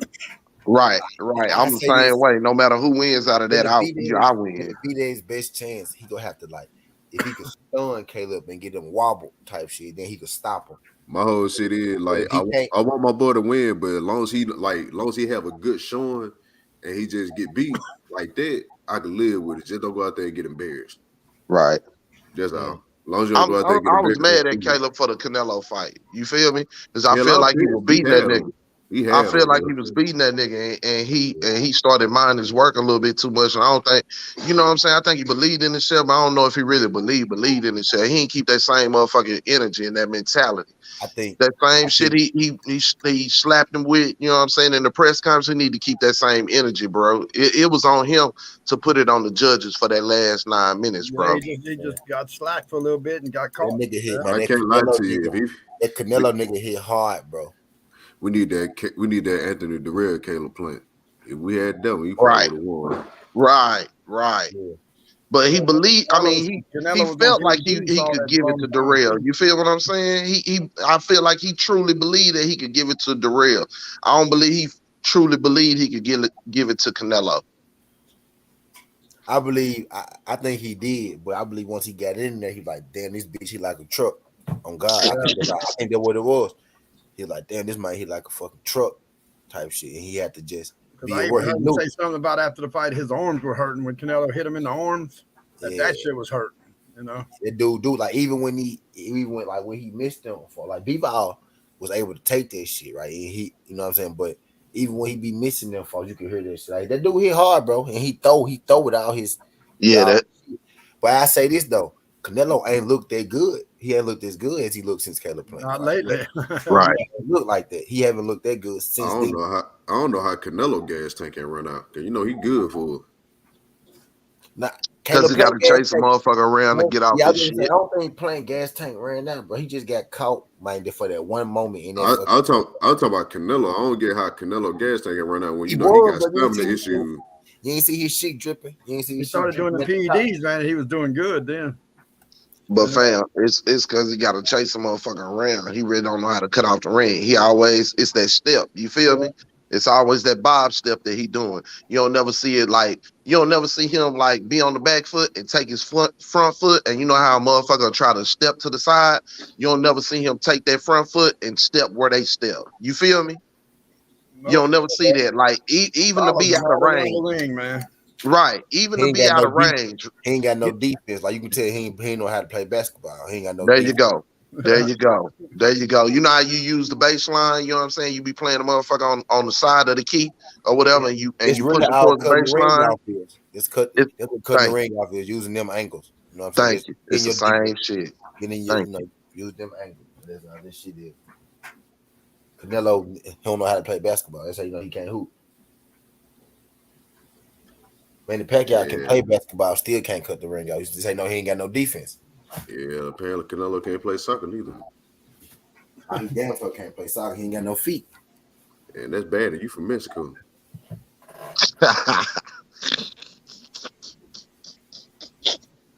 Just saying, that's the first sport, ain't it? That and boxing. Damn, Bud about to fight Avanesian. That shit wild. That shit wild. Beat the fuck out of Bud. That's some fucking miracle. I doubt it, but that would be the laugh of the fucking year. Hey, we didn't think fucking what's the name was gonna beat Canelo, you know. Nah, bro, this something totally different. That's different though. He got his ass beat because Canelo. That different though. Bivol was world level though. Okay. Right. Yeah. Bivol was a world level fighter though. Yeah, I know. Yeah. Yeah, but if Bud lose the the dude knocked out his last six opponents. The Bud said he knocked out his last 6 opponents. So yeah, no. If he catches Bud the right way, you never know. Yeah, Bud, he'll turn this shit. I'll put a little money on the underdog bet. He'll pay good. Y'all, besides, listen, y'all. Besides just Bud, just us not getting a fight, how it got done, man. Practice. How this shit went down. And I just heard you right, T. He's blaming EJ for this shit. Yeah. Motherfucker. Let me read it again. I'm saying us knowing who we know, what we know, how we've been following it all along to know how it's not happening. Yeah. Man, bro. It's like Kwee said earlier, boy, it's gonna be some shit. It's finna this shit Game of Thrones, like, I bro. was gonna say, I Man, wonder what all them Bud channels are gonna be saying, but if he's on ESPN blaming it on EJ, so they're gonna still say that EJ is the reason that they not fighting. bro, Yeah, Blue they had the Blood, gas Blue to Blood win. is the main promoter of the platform that this shit gonna be on, bro. That just says it all. Everything we've been talking about. Yeah. I'm out the way, man. Man. Ooh, man. I'm out the way. I'm finna smoke one. All right, Skinny. Peace to everybody on the panel, man, in the chat, man. God damn. I'm about to feed my damn face. Cool.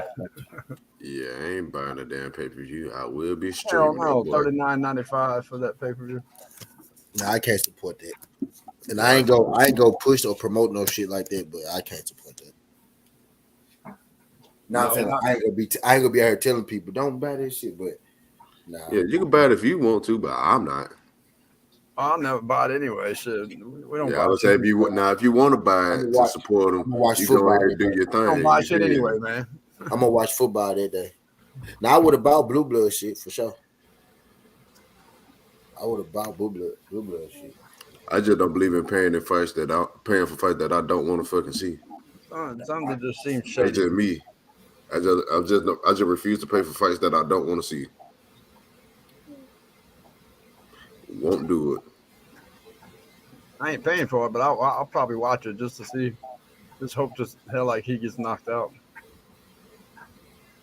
I doubt that. I just want to see if he got in the ring rust or something. Because he ain't gonna come. Yeah, that'd be a long layoff right there for him. Yeah. A long time to be in the ring. Yeah, over a year.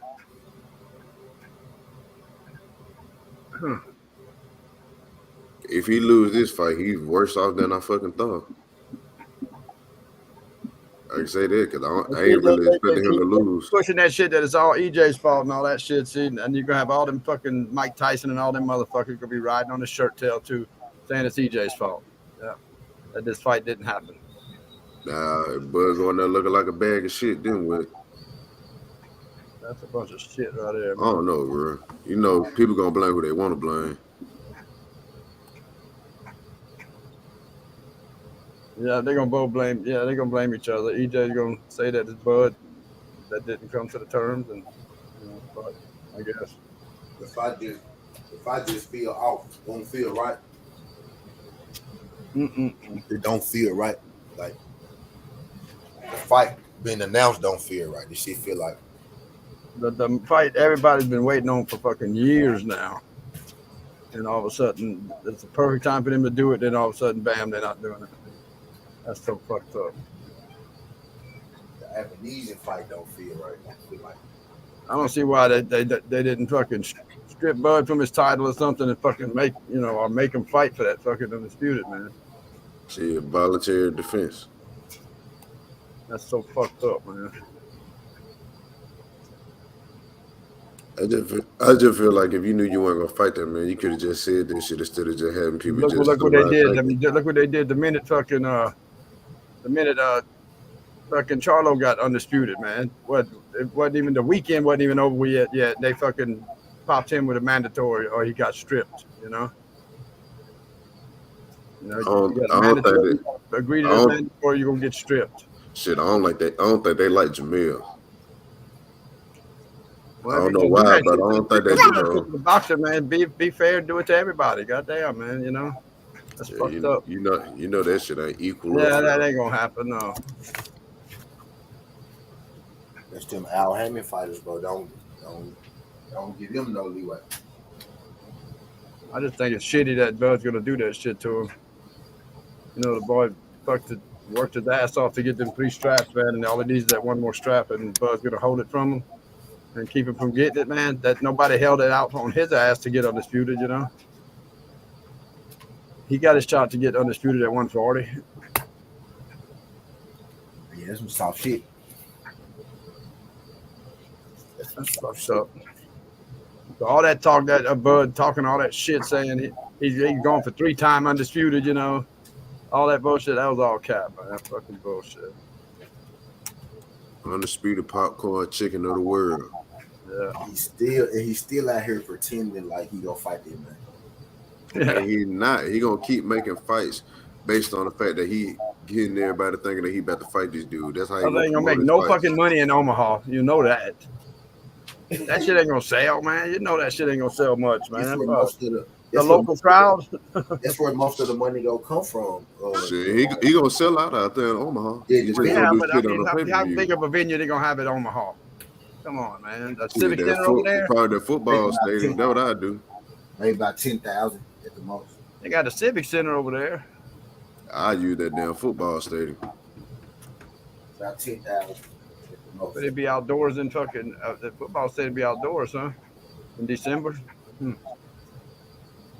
Yeah, you right about that. But they Yeah, be you having the can't big fucking ass heaters. They dictate be on having the that, big dude. ass heaters and shit out there.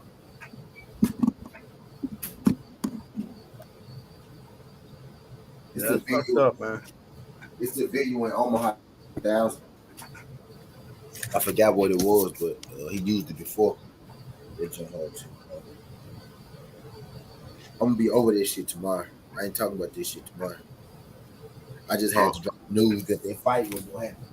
I don't even be thinking about their ass until somebody else bring it up. Yeah, it's a Civic I Center don't in be- Omaha, I think, because Marietta's got a Civic Center here that holds I about don't be 8,000. dropping shit on them unless it got some validity to it. It gotta actually be some real shit. Then I talk about like some shit that's in stone. Then I talk about it. I knew this shit was real. So Yeah, I'm gonna stick to gaming until I hear some real boxing shit that I care about. Who's boxing tomorrow? On that pro box. That's somebody box Friday. Who fight this weekend? Yeah, this weekend, pro box. I don't know who's fighting though.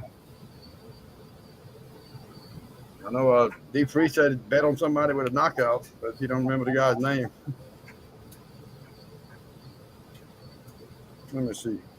Oh no, I'm finna fuck around and take my ass to sleep. Fixing to find out right here. Where the hell? Who's fighting this weekend?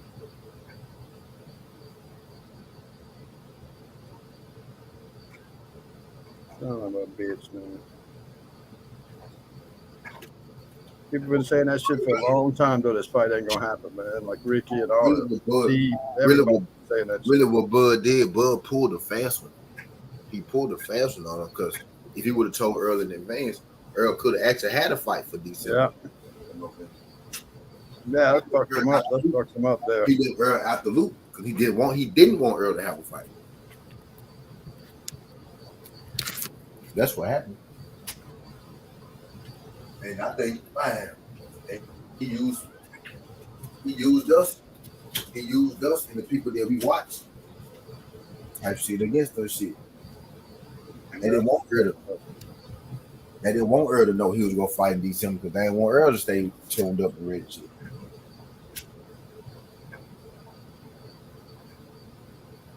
Yeah, gonna wait till right now to get that shit, break that shit. It's fucked up, man. Watching the dirty game, man. Cutthroat game, huh? Dirty fucking game, man. Yeah. Damn, that's crazy. Jessica Moscow, she fights. Oh, that's November 5th. These are all Issue, fights. wow. November 5th. Dirty game, man. It's a dirty game. I ain't gonna talk about Now, that. FanDuel's got Earl Spence and Terrence Crawford December 31st. This shit ain't happening, man. That's crazy, man. Who the fuck? Oh shit! Josh Taylor and Jack Catterall, February 4th, gonna fight again. That's They fight. another fucking. They go keep bullshit their fight. They go keep talking about their fight. So, Yeah, that's a bullshit fight too. Don't nobody want to see that. I don't see nothing on none of the betting odds, none of the betting channels. FanDuel, none of them have anything about tomorrow's fights or Saturday fights. It just broke. The news just broke. No, I mean this weekend. I mean the fights. Ain't no fight this weekend. Pro box. Oh, no.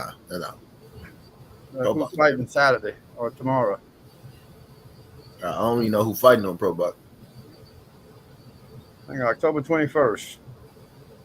You got Eric Tudor against Raymond Turta or something, and Jorge or George Estrada, Jorge Estrada against Sergio Gonzalez, Christian Lorenzo against Joshua Garcia, Marion Harrington against Marquise Taylor, Isaiah Steen against Dino or something.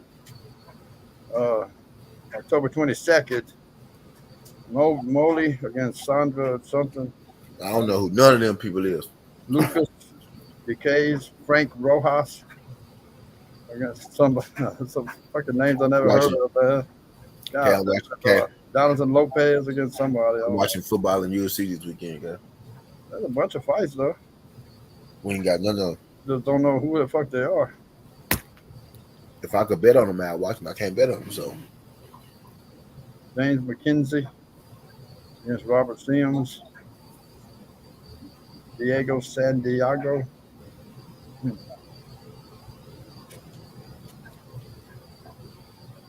Yeah, I don't know.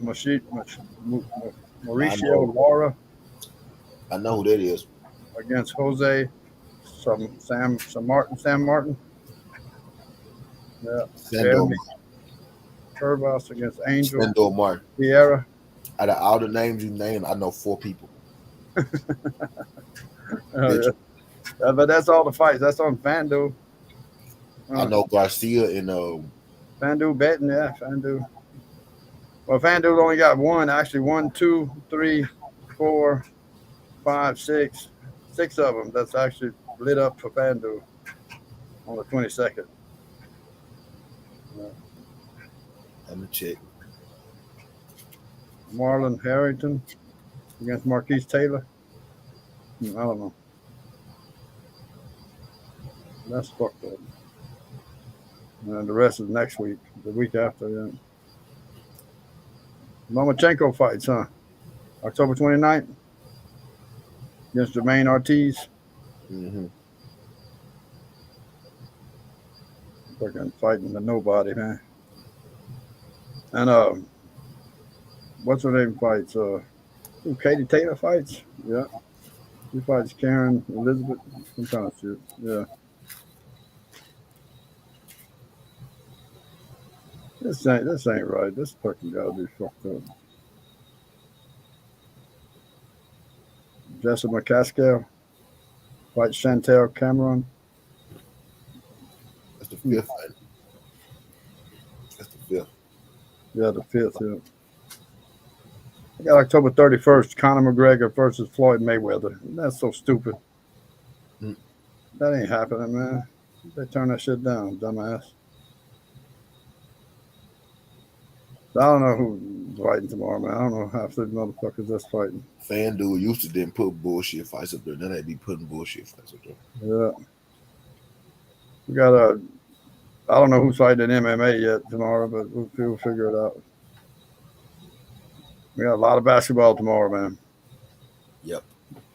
And make them bets, man. Holy. Make them good bets, man. Yep. I'll be at work, but I had some today. Yeah, some today. Yep. Embiid ain't scored 25 for me on it. God damn it, motherfucker. I hit 13 out of 14.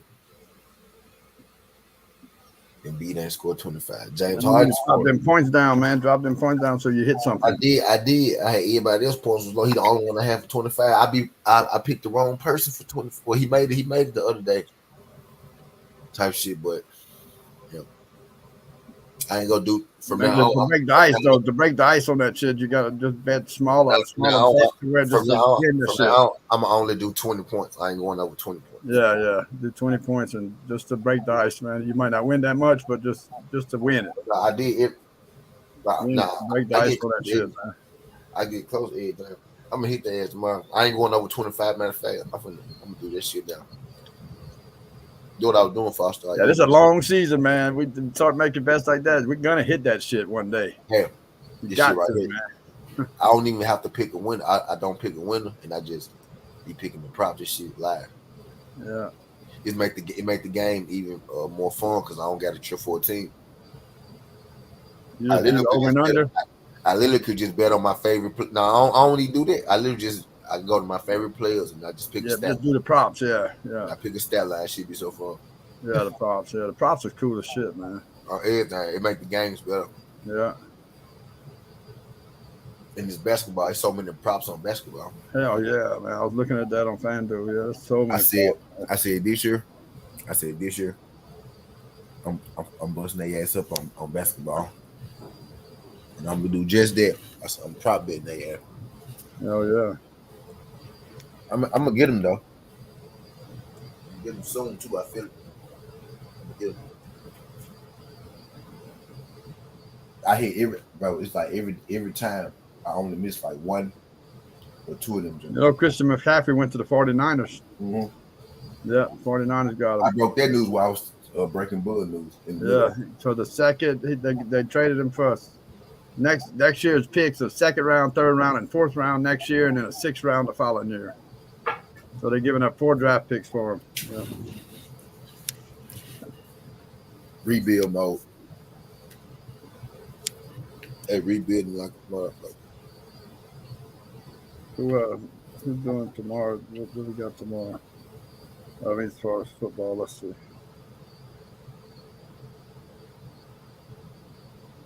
I mean today? Yeah, today. Yeah, today. Tonight. Yeah, this evening. Yeah. Today, yeah. So. I'm up like a motherfucker from that. I don't know what it is.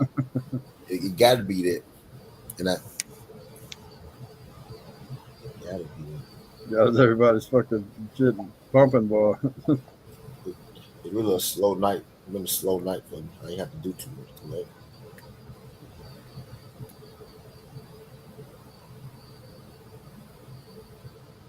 Yeah, Bolivia against Makachev.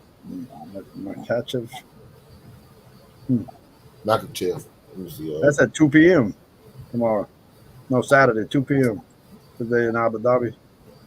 Yeah.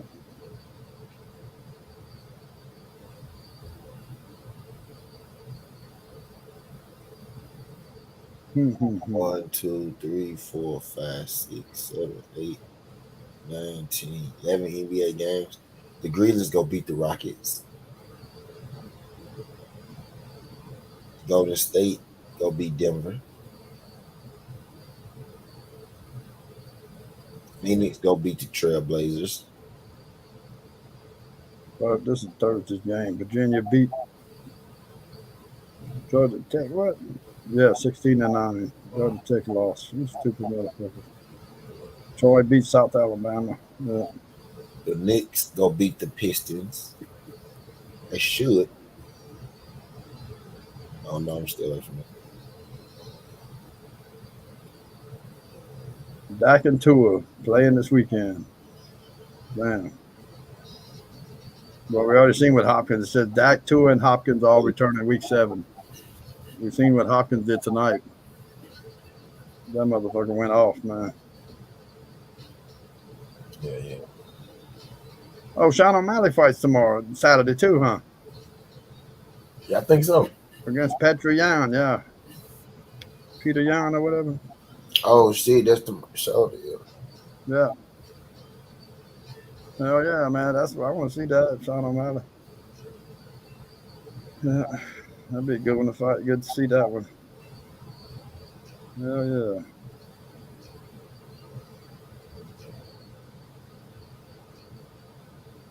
Oh yeah, there you go. Celtics go beat Miami too, huh? Yeah, Celtics. Who gonna beat Miami? Celtics. Oh yeah. Yeah.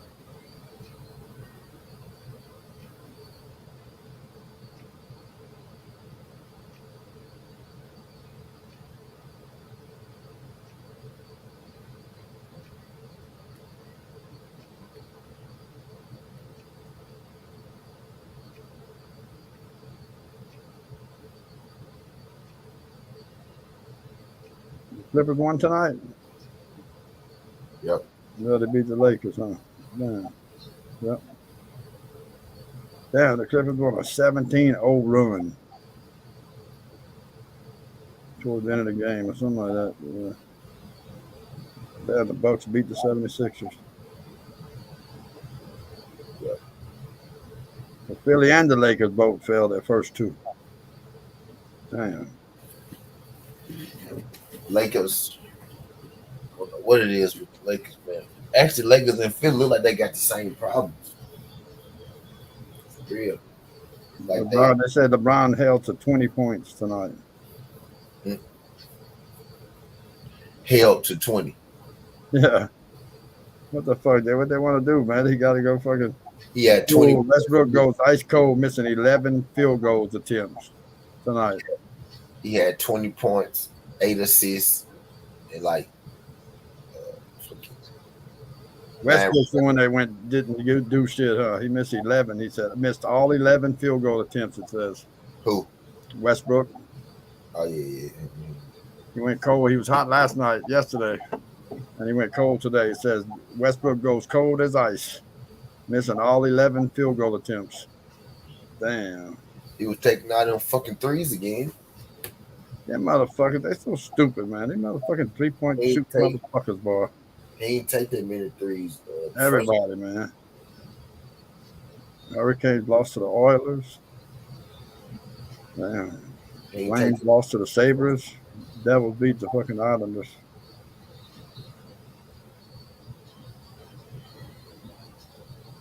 I would have lost that one. That's why I ain't bet on it though.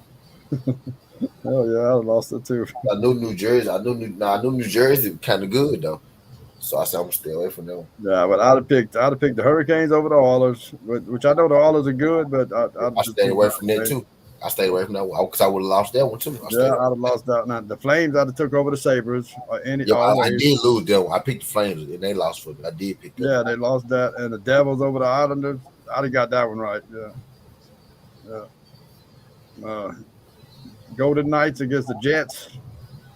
I'd have to look and see who to pick on that one. I'd probably let that one. Who won that? The Golden Knights. Golden Knights. Yeah, okay, I won that one.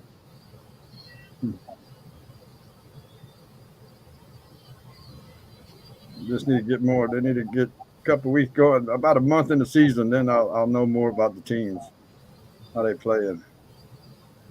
ESPN Plus got some fights this weekend. Who? ESPN Plus. Oh, hell yeah. There you go. That might be what they were talking about then.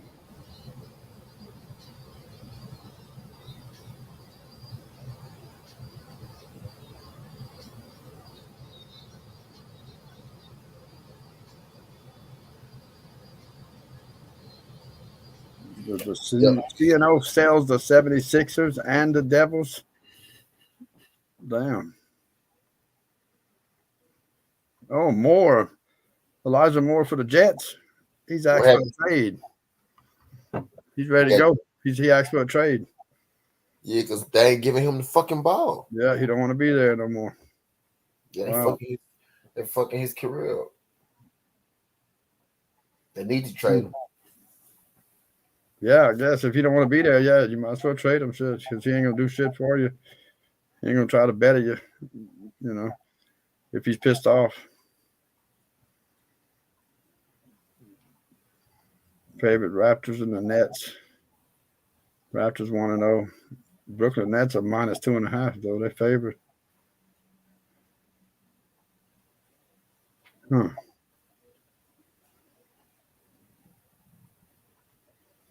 Yeah, I'm scared of that one.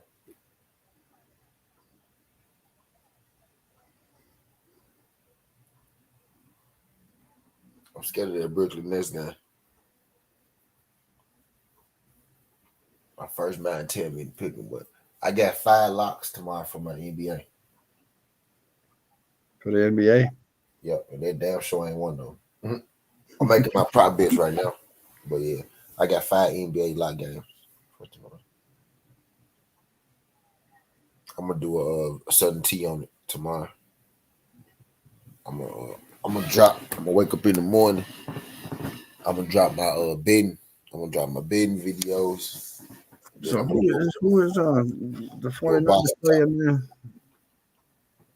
49ers playing Kansas City, and now they're gonna have Christian McCaffrey.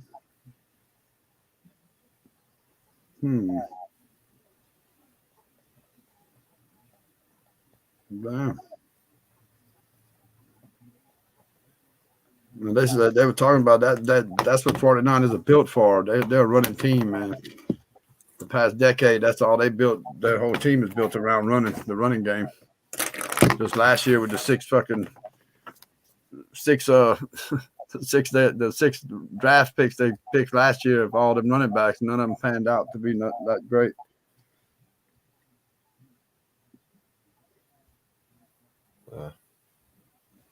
But Chris McCaffrey's he's good, man. He's great. Yeah, he might fit in right in there with him. But it wasn't a fit with Lance in there as a quarterback. Yeah. Because Lance is a runner and a thrower. You know, he don't like to hand the ball off too much. But Garoppolo, he's used to it, so he'll hand the ball off.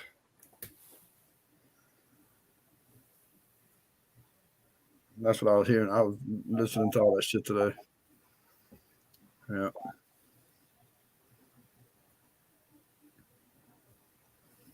And basketball, I can deal with the football shit. The basketball shit's crazy, man. Follow them motherfuckers, man, when they're talking about that fantasy shit. They say that people name so fast and shit, man. I don't know who the fuck they are. That's the thing. I don't know none of the basketball players yet, man. I got to learn all that shit first. Yeah. I only know the superstars, man. I don't know the regular players that play every day. No. You gotta type in shit about the players on your team, and videos will pop up about them type shit. Yeah, I get out. Yeah, I'll figure all them guys out. Yeah.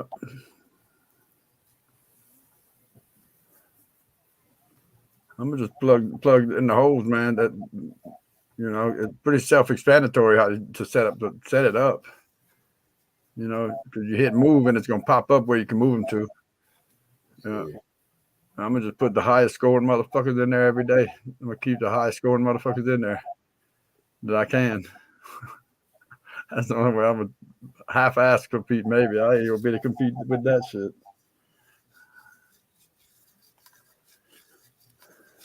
One of them teams one of these other guys in the squad is gonna have a fucking bad game, man, where their fucking stars don't do shit for me to have a chance at beating somebody. I just got to keep watching the waiver wire, man. The free agents that's sitting there in the pool. As people drop them, they don't do too good one week and they drop them, but no superstars going to end up in there, though. That's the thing. You had to trade somebody. But shit, I ain't got nobody to trade. That's the thing. But I picked up that somebody yesterday that had 50-something points yesterday. Yeah, that's more than what I had on my team. Yeah, I ain't playing them tomorrow though. I got my lineup set for tomorrow. I just got to keep an eye on it, make sure. I got to see when the games kick off tomorrow. It's Friday, so. Which games? Out of the NBA games? Yeah. 6. I need to look at that shit, huh? 6. 6 o'clock? Okay. NBA starts 6 every day. Okay, 6 o'clock. During the week, it'll start at 6. I'm making my slim down shit. So I need to I just gotta remember, 5-10 minutes to 6 to check my squad again. So I don't get caught like last time. Yeah, that shit'll pop up quicker than you think.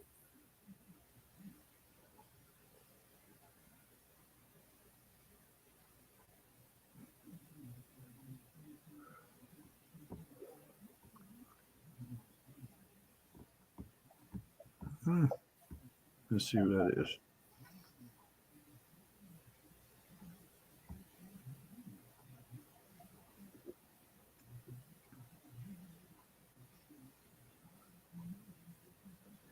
I need that shit to switch players.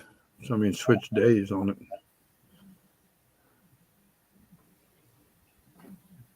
you say?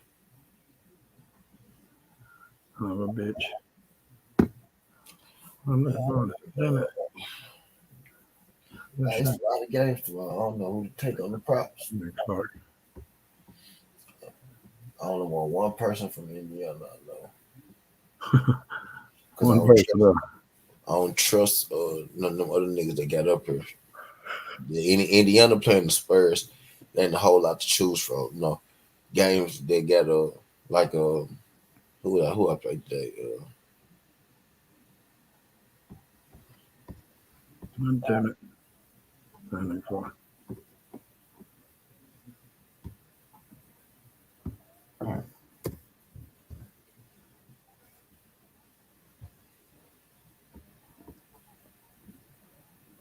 Oh, he's already on the team. Okay. Son of a bitch.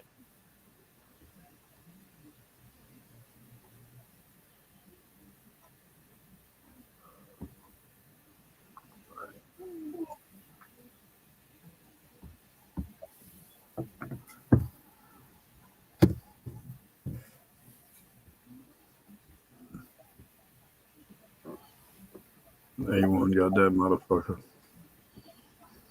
Goddamn A1.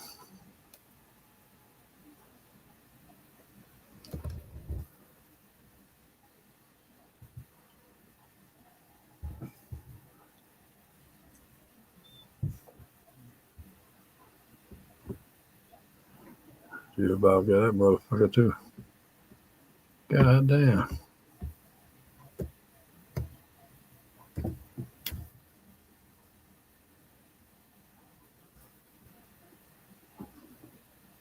Huh. AP got that motherfucker. That a bitch.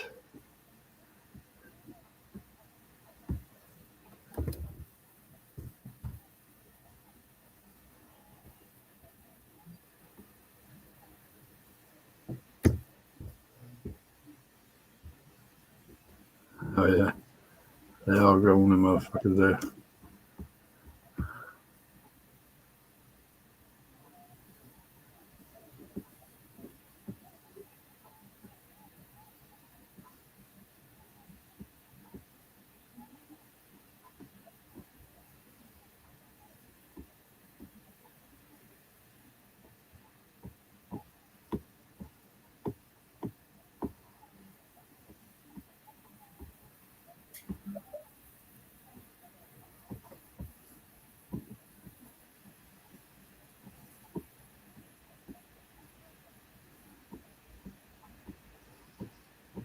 I ain't about to drop nothing today.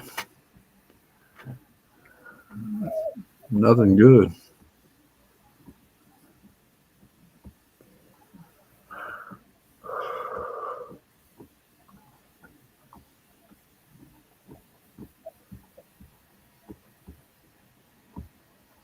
So far, the highest person I see in there scored 30 points. Damn. They were down that shit.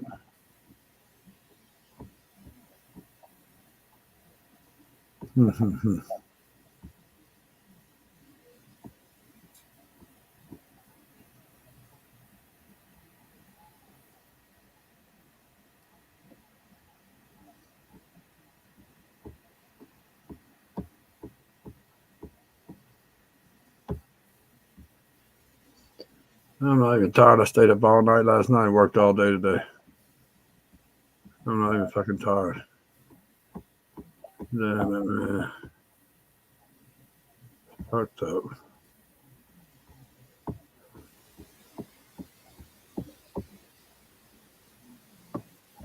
Well, they ain't shit. They ain't shit in here. Not basketball. Let me make sure my shit's still good. Make sure my shit's still good, man. Make sure there ain't no fucking injury report or something come out. Somebody's hurt. No. Not my starters. No. Yeah, I got Steven Adams starting again. That motherfucker did good. He scored 34 points for me. Yeah.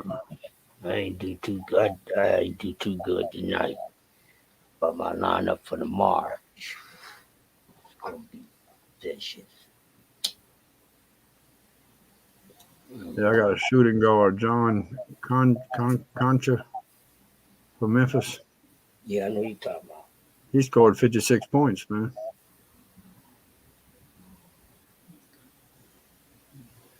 Shooting guard. Can I put him in with no, not with power forward, no.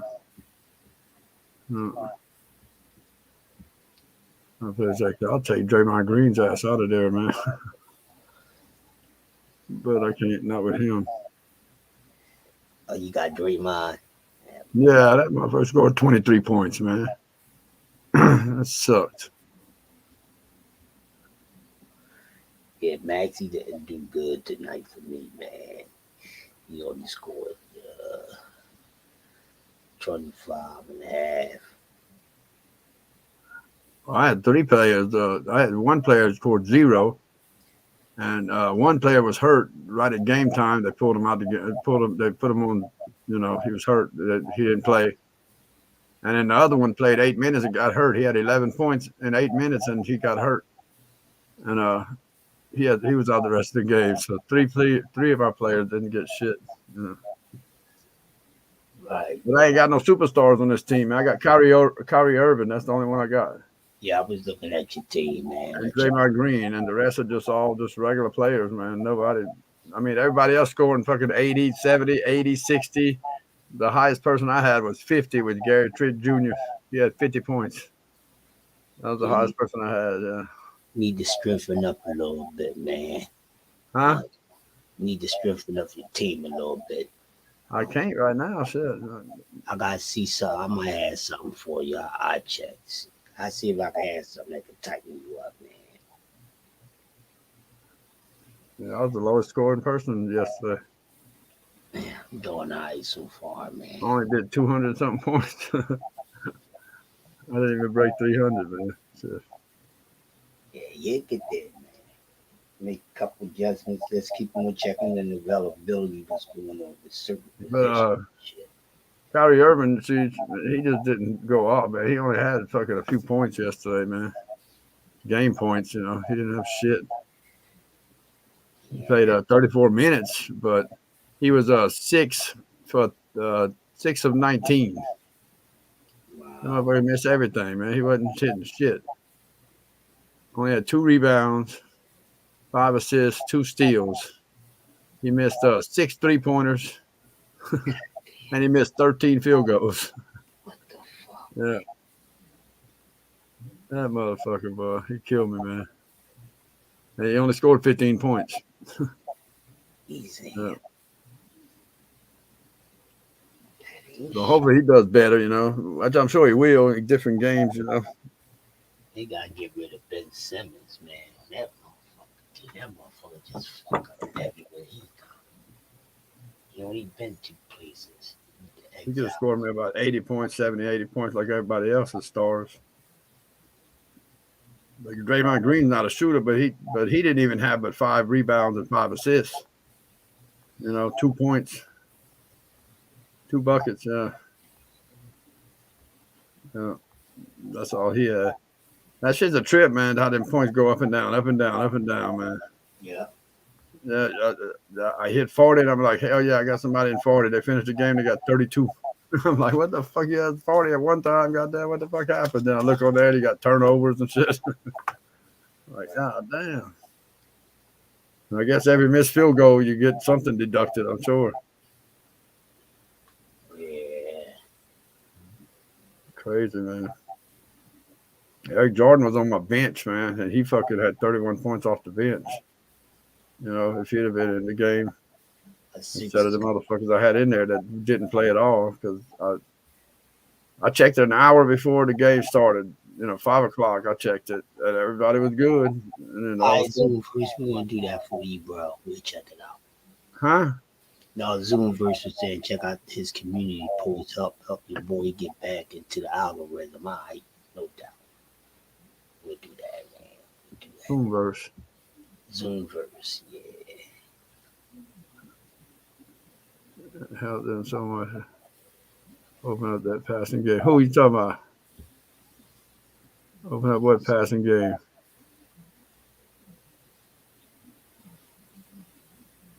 Oh, go check out your community post, the Zoomverse. Let's see. Am I, let me see where you at. Let me see where you at.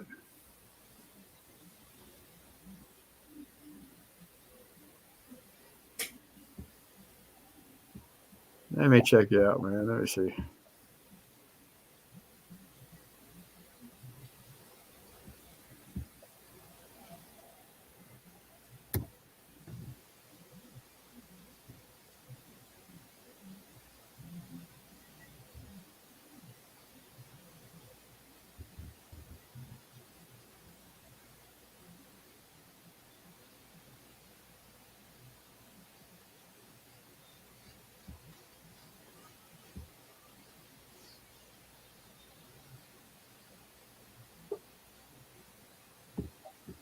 Oh shit. Oh yeah. Let's see. That's Zoomverse, okay. There you go. That's what I messed up.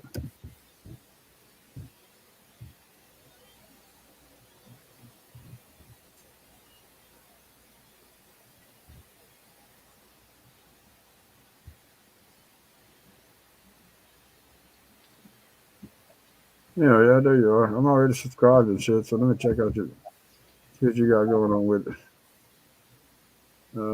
Let's talk boxing. Ethics on Five, simply boxing. Cooking, man. Damn, cooking with Zoom. Chicken and rice, lasagna, homemade chili. Damn, boy. Yes, Certified vegetables. Cilantro chicken there. Italian sausage.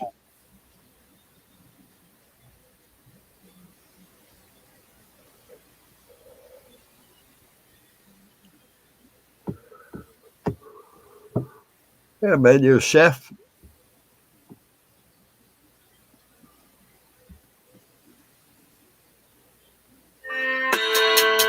Oh, shut up. Damn it. I keep forgetting when I turn that shit on like that, it does that. Damn, lemon chicken pasta. Damn. Chicken pasta. That looks pretty good. Lemon chicken pasta right there. That sounds good. Sounds good.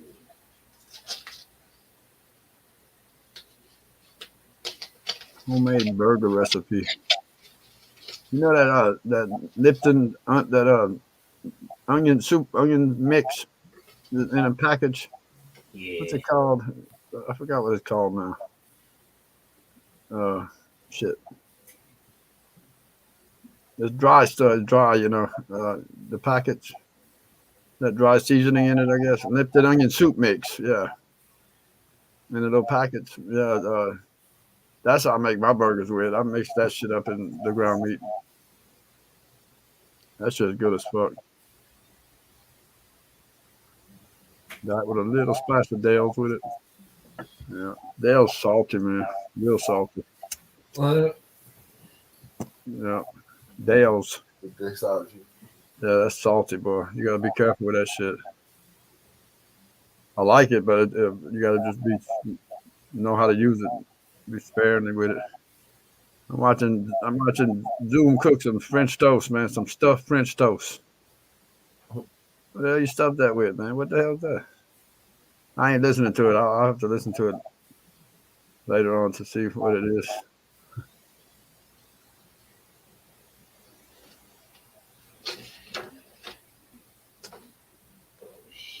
Got some brown sugar, I see.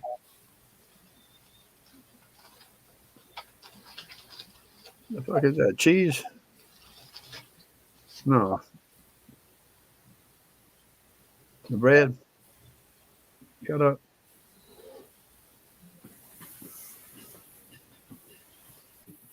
Yeah. Zoom. Man. Trying to get this. You're gonna dip the bread in the eggs. Damn it, boy.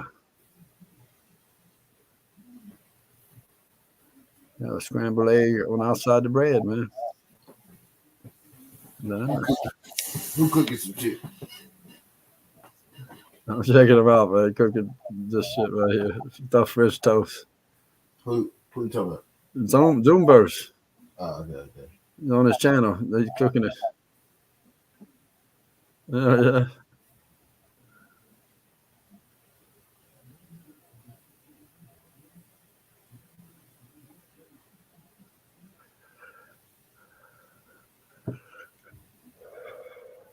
Get me fucking hungry, man.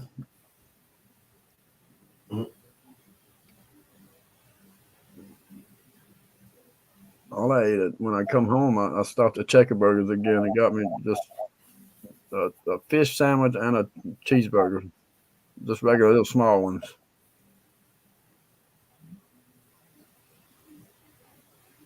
Oh, one of them deals. I know you're talking about. Okay, I see what you're doing there. You like fried egg with bread around it. I mean, bread on the inside of fried egg looks like. The way you did that with that dipping that bread inside that egg. Damn. I watched motherfuckers cut a hole in the center of the bread and, put a hole in the center and dump the egg inside of it and fry it. But you did it different, man. Once again, I have no idea what I just said. He said, I don't know what the hell you said either, man. You said that shit stuffed. Stuffed with what, though? The egg got what? The bread got bread in the middle of the egg, so that makes it stuffed. I thought you could put something good in there.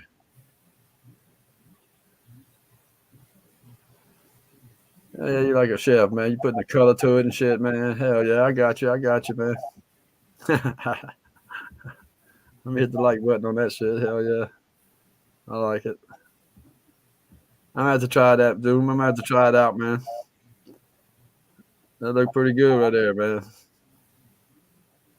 You cut the crust off the bread, make some squares with the white bread, right? With the white center of the bread, and dip that in that egg good, and then fry it up like that. That look good right there.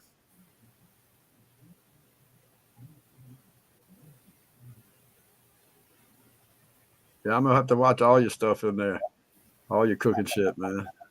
I'm a cook. I cook a lot too, but I'm gonna watch your shit to learn some different shit.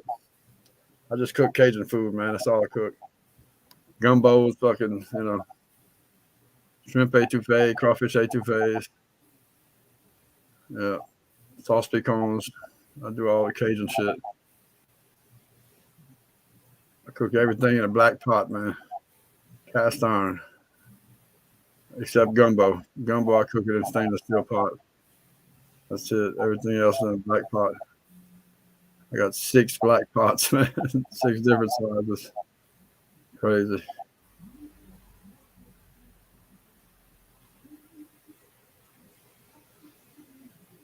I got Magnolite too, a big set of Magnolite pots and pans too.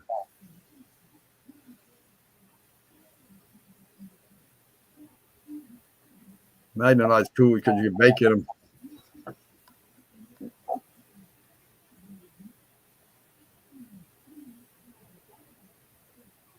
Magnolite's almost like a cast iron. You can't take a wire. You can't take a Brillo pad to none of that shit. Nothing with soap. Funny how them cast iron pots do that shit, man. If you wash it with soap, that soap taste will be in that pot when you cook in it. That's weird. It absorbs that soap.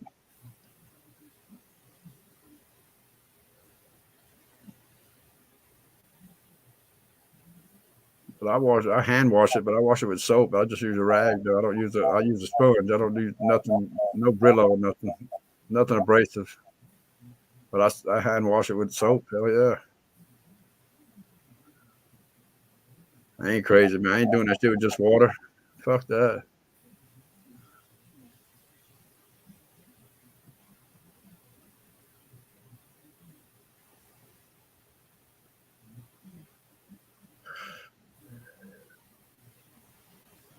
Zoomverse, you still in here? You're not even in here no more, huh?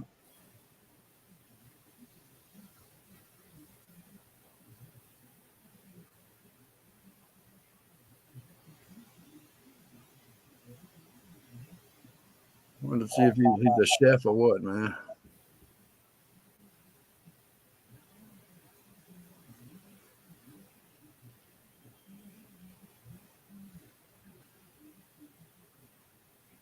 Alabama coach Nick Saban said changes are coming.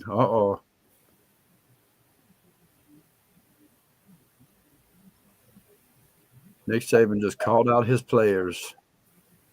Ooh. Damn it, man.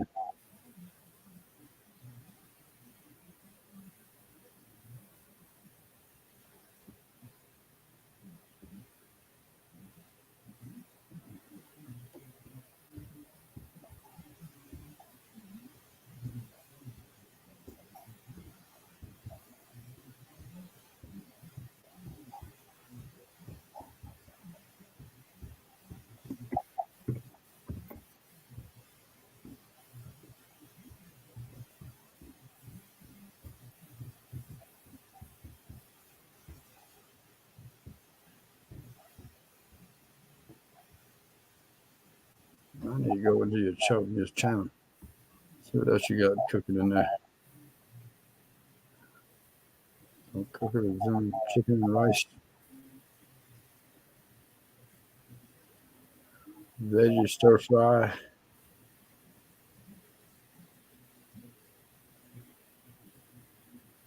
Shit, damn, boy, that chicken and rice, you got 50,000 views on that motherfucker.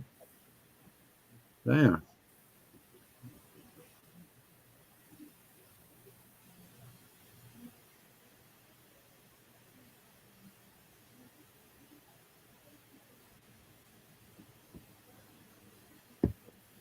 Let me check this shit out.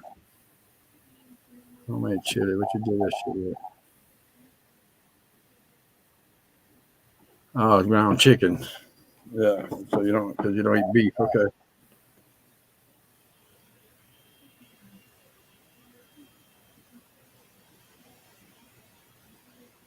Homemade chili with chicken chili. Damn.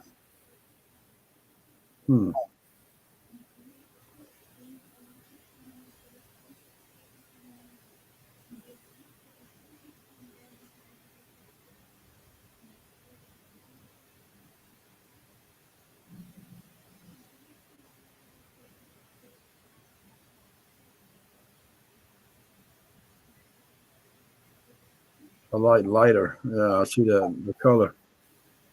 Yeah, because you don't have the beef in it. Yeah. No, that cooked down a little bit. That looks good there. It's cooked all the way down, yeah. Thick. Oh, yeah, boy. Ah, there you go. Now that's cooking down.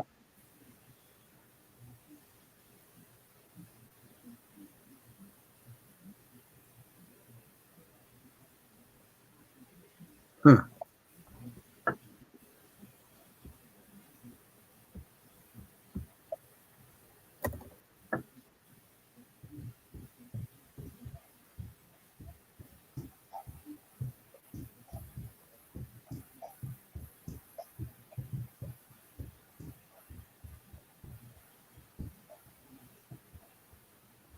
Yeah, that look good as hell, man.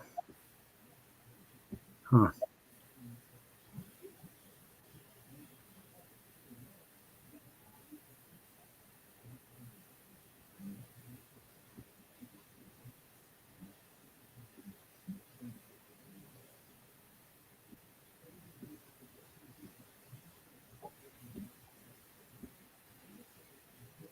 Creamy roasted chicken, creamy roasted garlic, toucan white bean soup.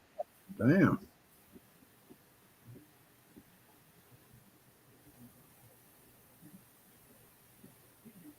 Gordon Ramsay. Oh shit.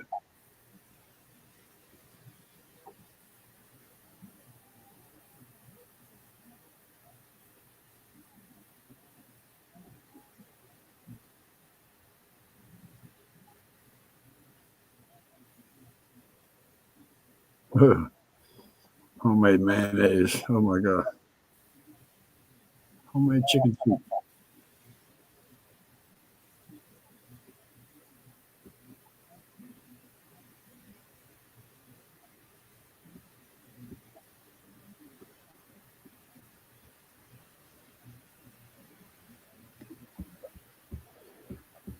You know, I was watching on YouTube all the Muhammad Ali stuff, his fights and stuff. Man, people need to. They don't need to watch them fights, man. That's from the 70s and stuff, man. I mean, that you need to go back and look in the 60s, man. When he first won his title, or when he got the Golden Gloves and all that shit, that's when Muhammad Ali was at his best, man. And in the 70s, man, he got to where he was out of shape and, you know, and just wasn't that good. So when people look, when they watch them videos, they're like, well, damn, you know, people that don't know, that never watched Muhammad Ali fight, you know, they look at them videos and they're like, well, damn, he ain't that damn good, you know, shit. He didn't move that. He didn't move like they say he moves, you know, but you got to look at the fights in the 60s. That's the good fights. That's when Muhammad Ali did his shit. When he's in the 70s, man, that's at the end of his career. And the fight didn't look that great. I mean, he'd win a lot of them, but they just didn't look that great.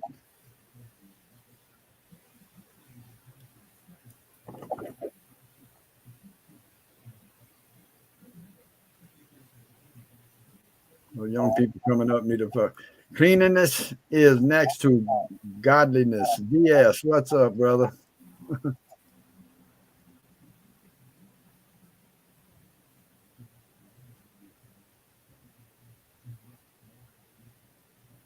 Where you been, DS?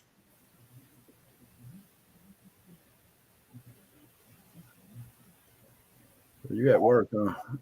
Or you going to work? No, you at work already. Oh, yeah, you're about to knock off at work, huh? Oh, you are? You're already home, probably. Shit. Let's see, 4, 5, 6. It's almost 6 o'clock at your house. Yeah. 6 p.m. over there. Yeah. Almost. Yeah.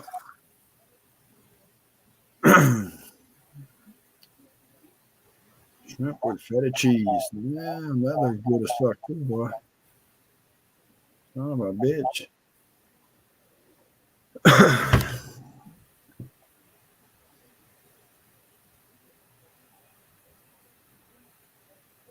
What you betting on today, DS?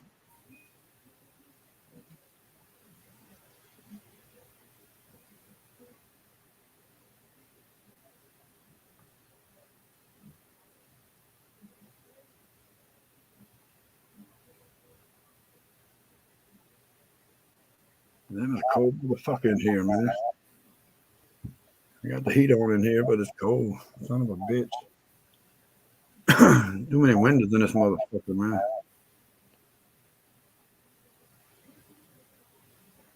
You need to put some plastic over the motherfucker. Keep all that air coming through. Because they're not good windows, man. They're not the single pane windows. Fucking trash, that shit.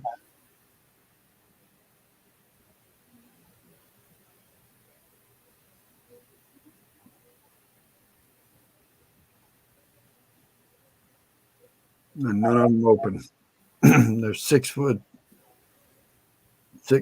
frames that don't open.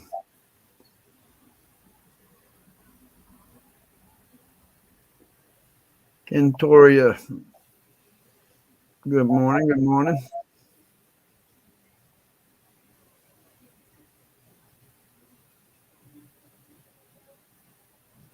I don't know where everybody else at. T's working on bets. He was anyway. I don't know where he's at now.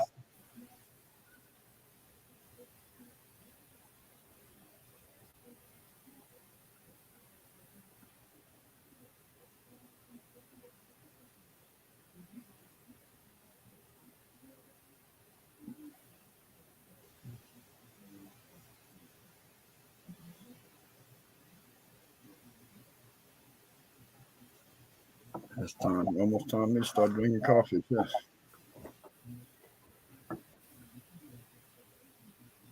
Four o'clock in the morning. I gotta go to work at about 7. So I ain't going to bed. That's the damn sure. Suicide drones, damn.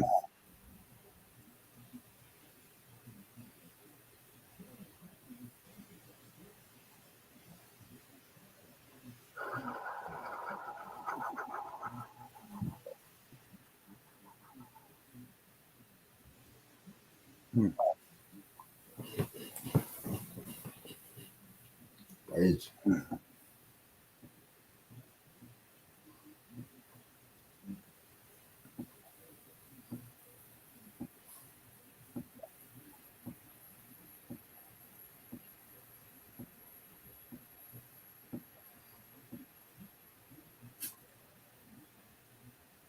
Like D free go, man. To bed probably, huh? I'm sure.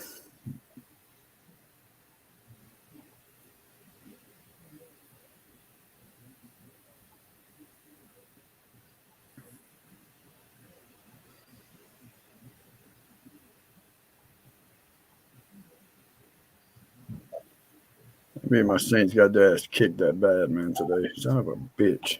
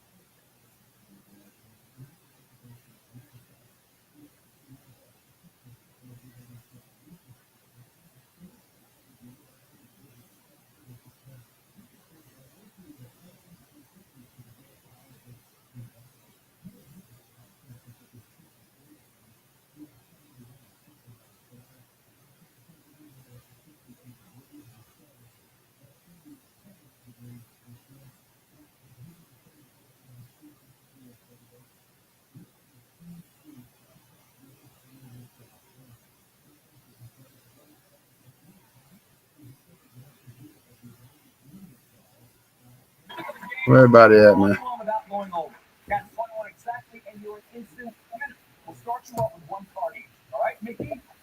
Make me some coffee, man.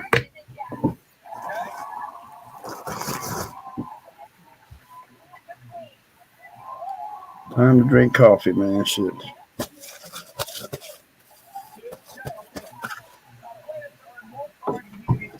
Don't have to wait. Go to work.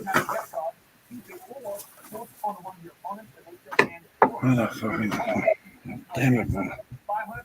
Another rug with it. Carry this shit out. This fucking room.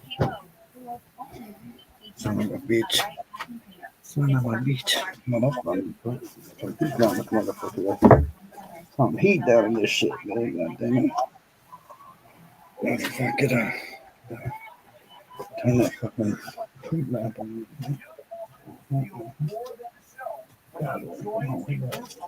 Bitch. Oh, yeah. There you go.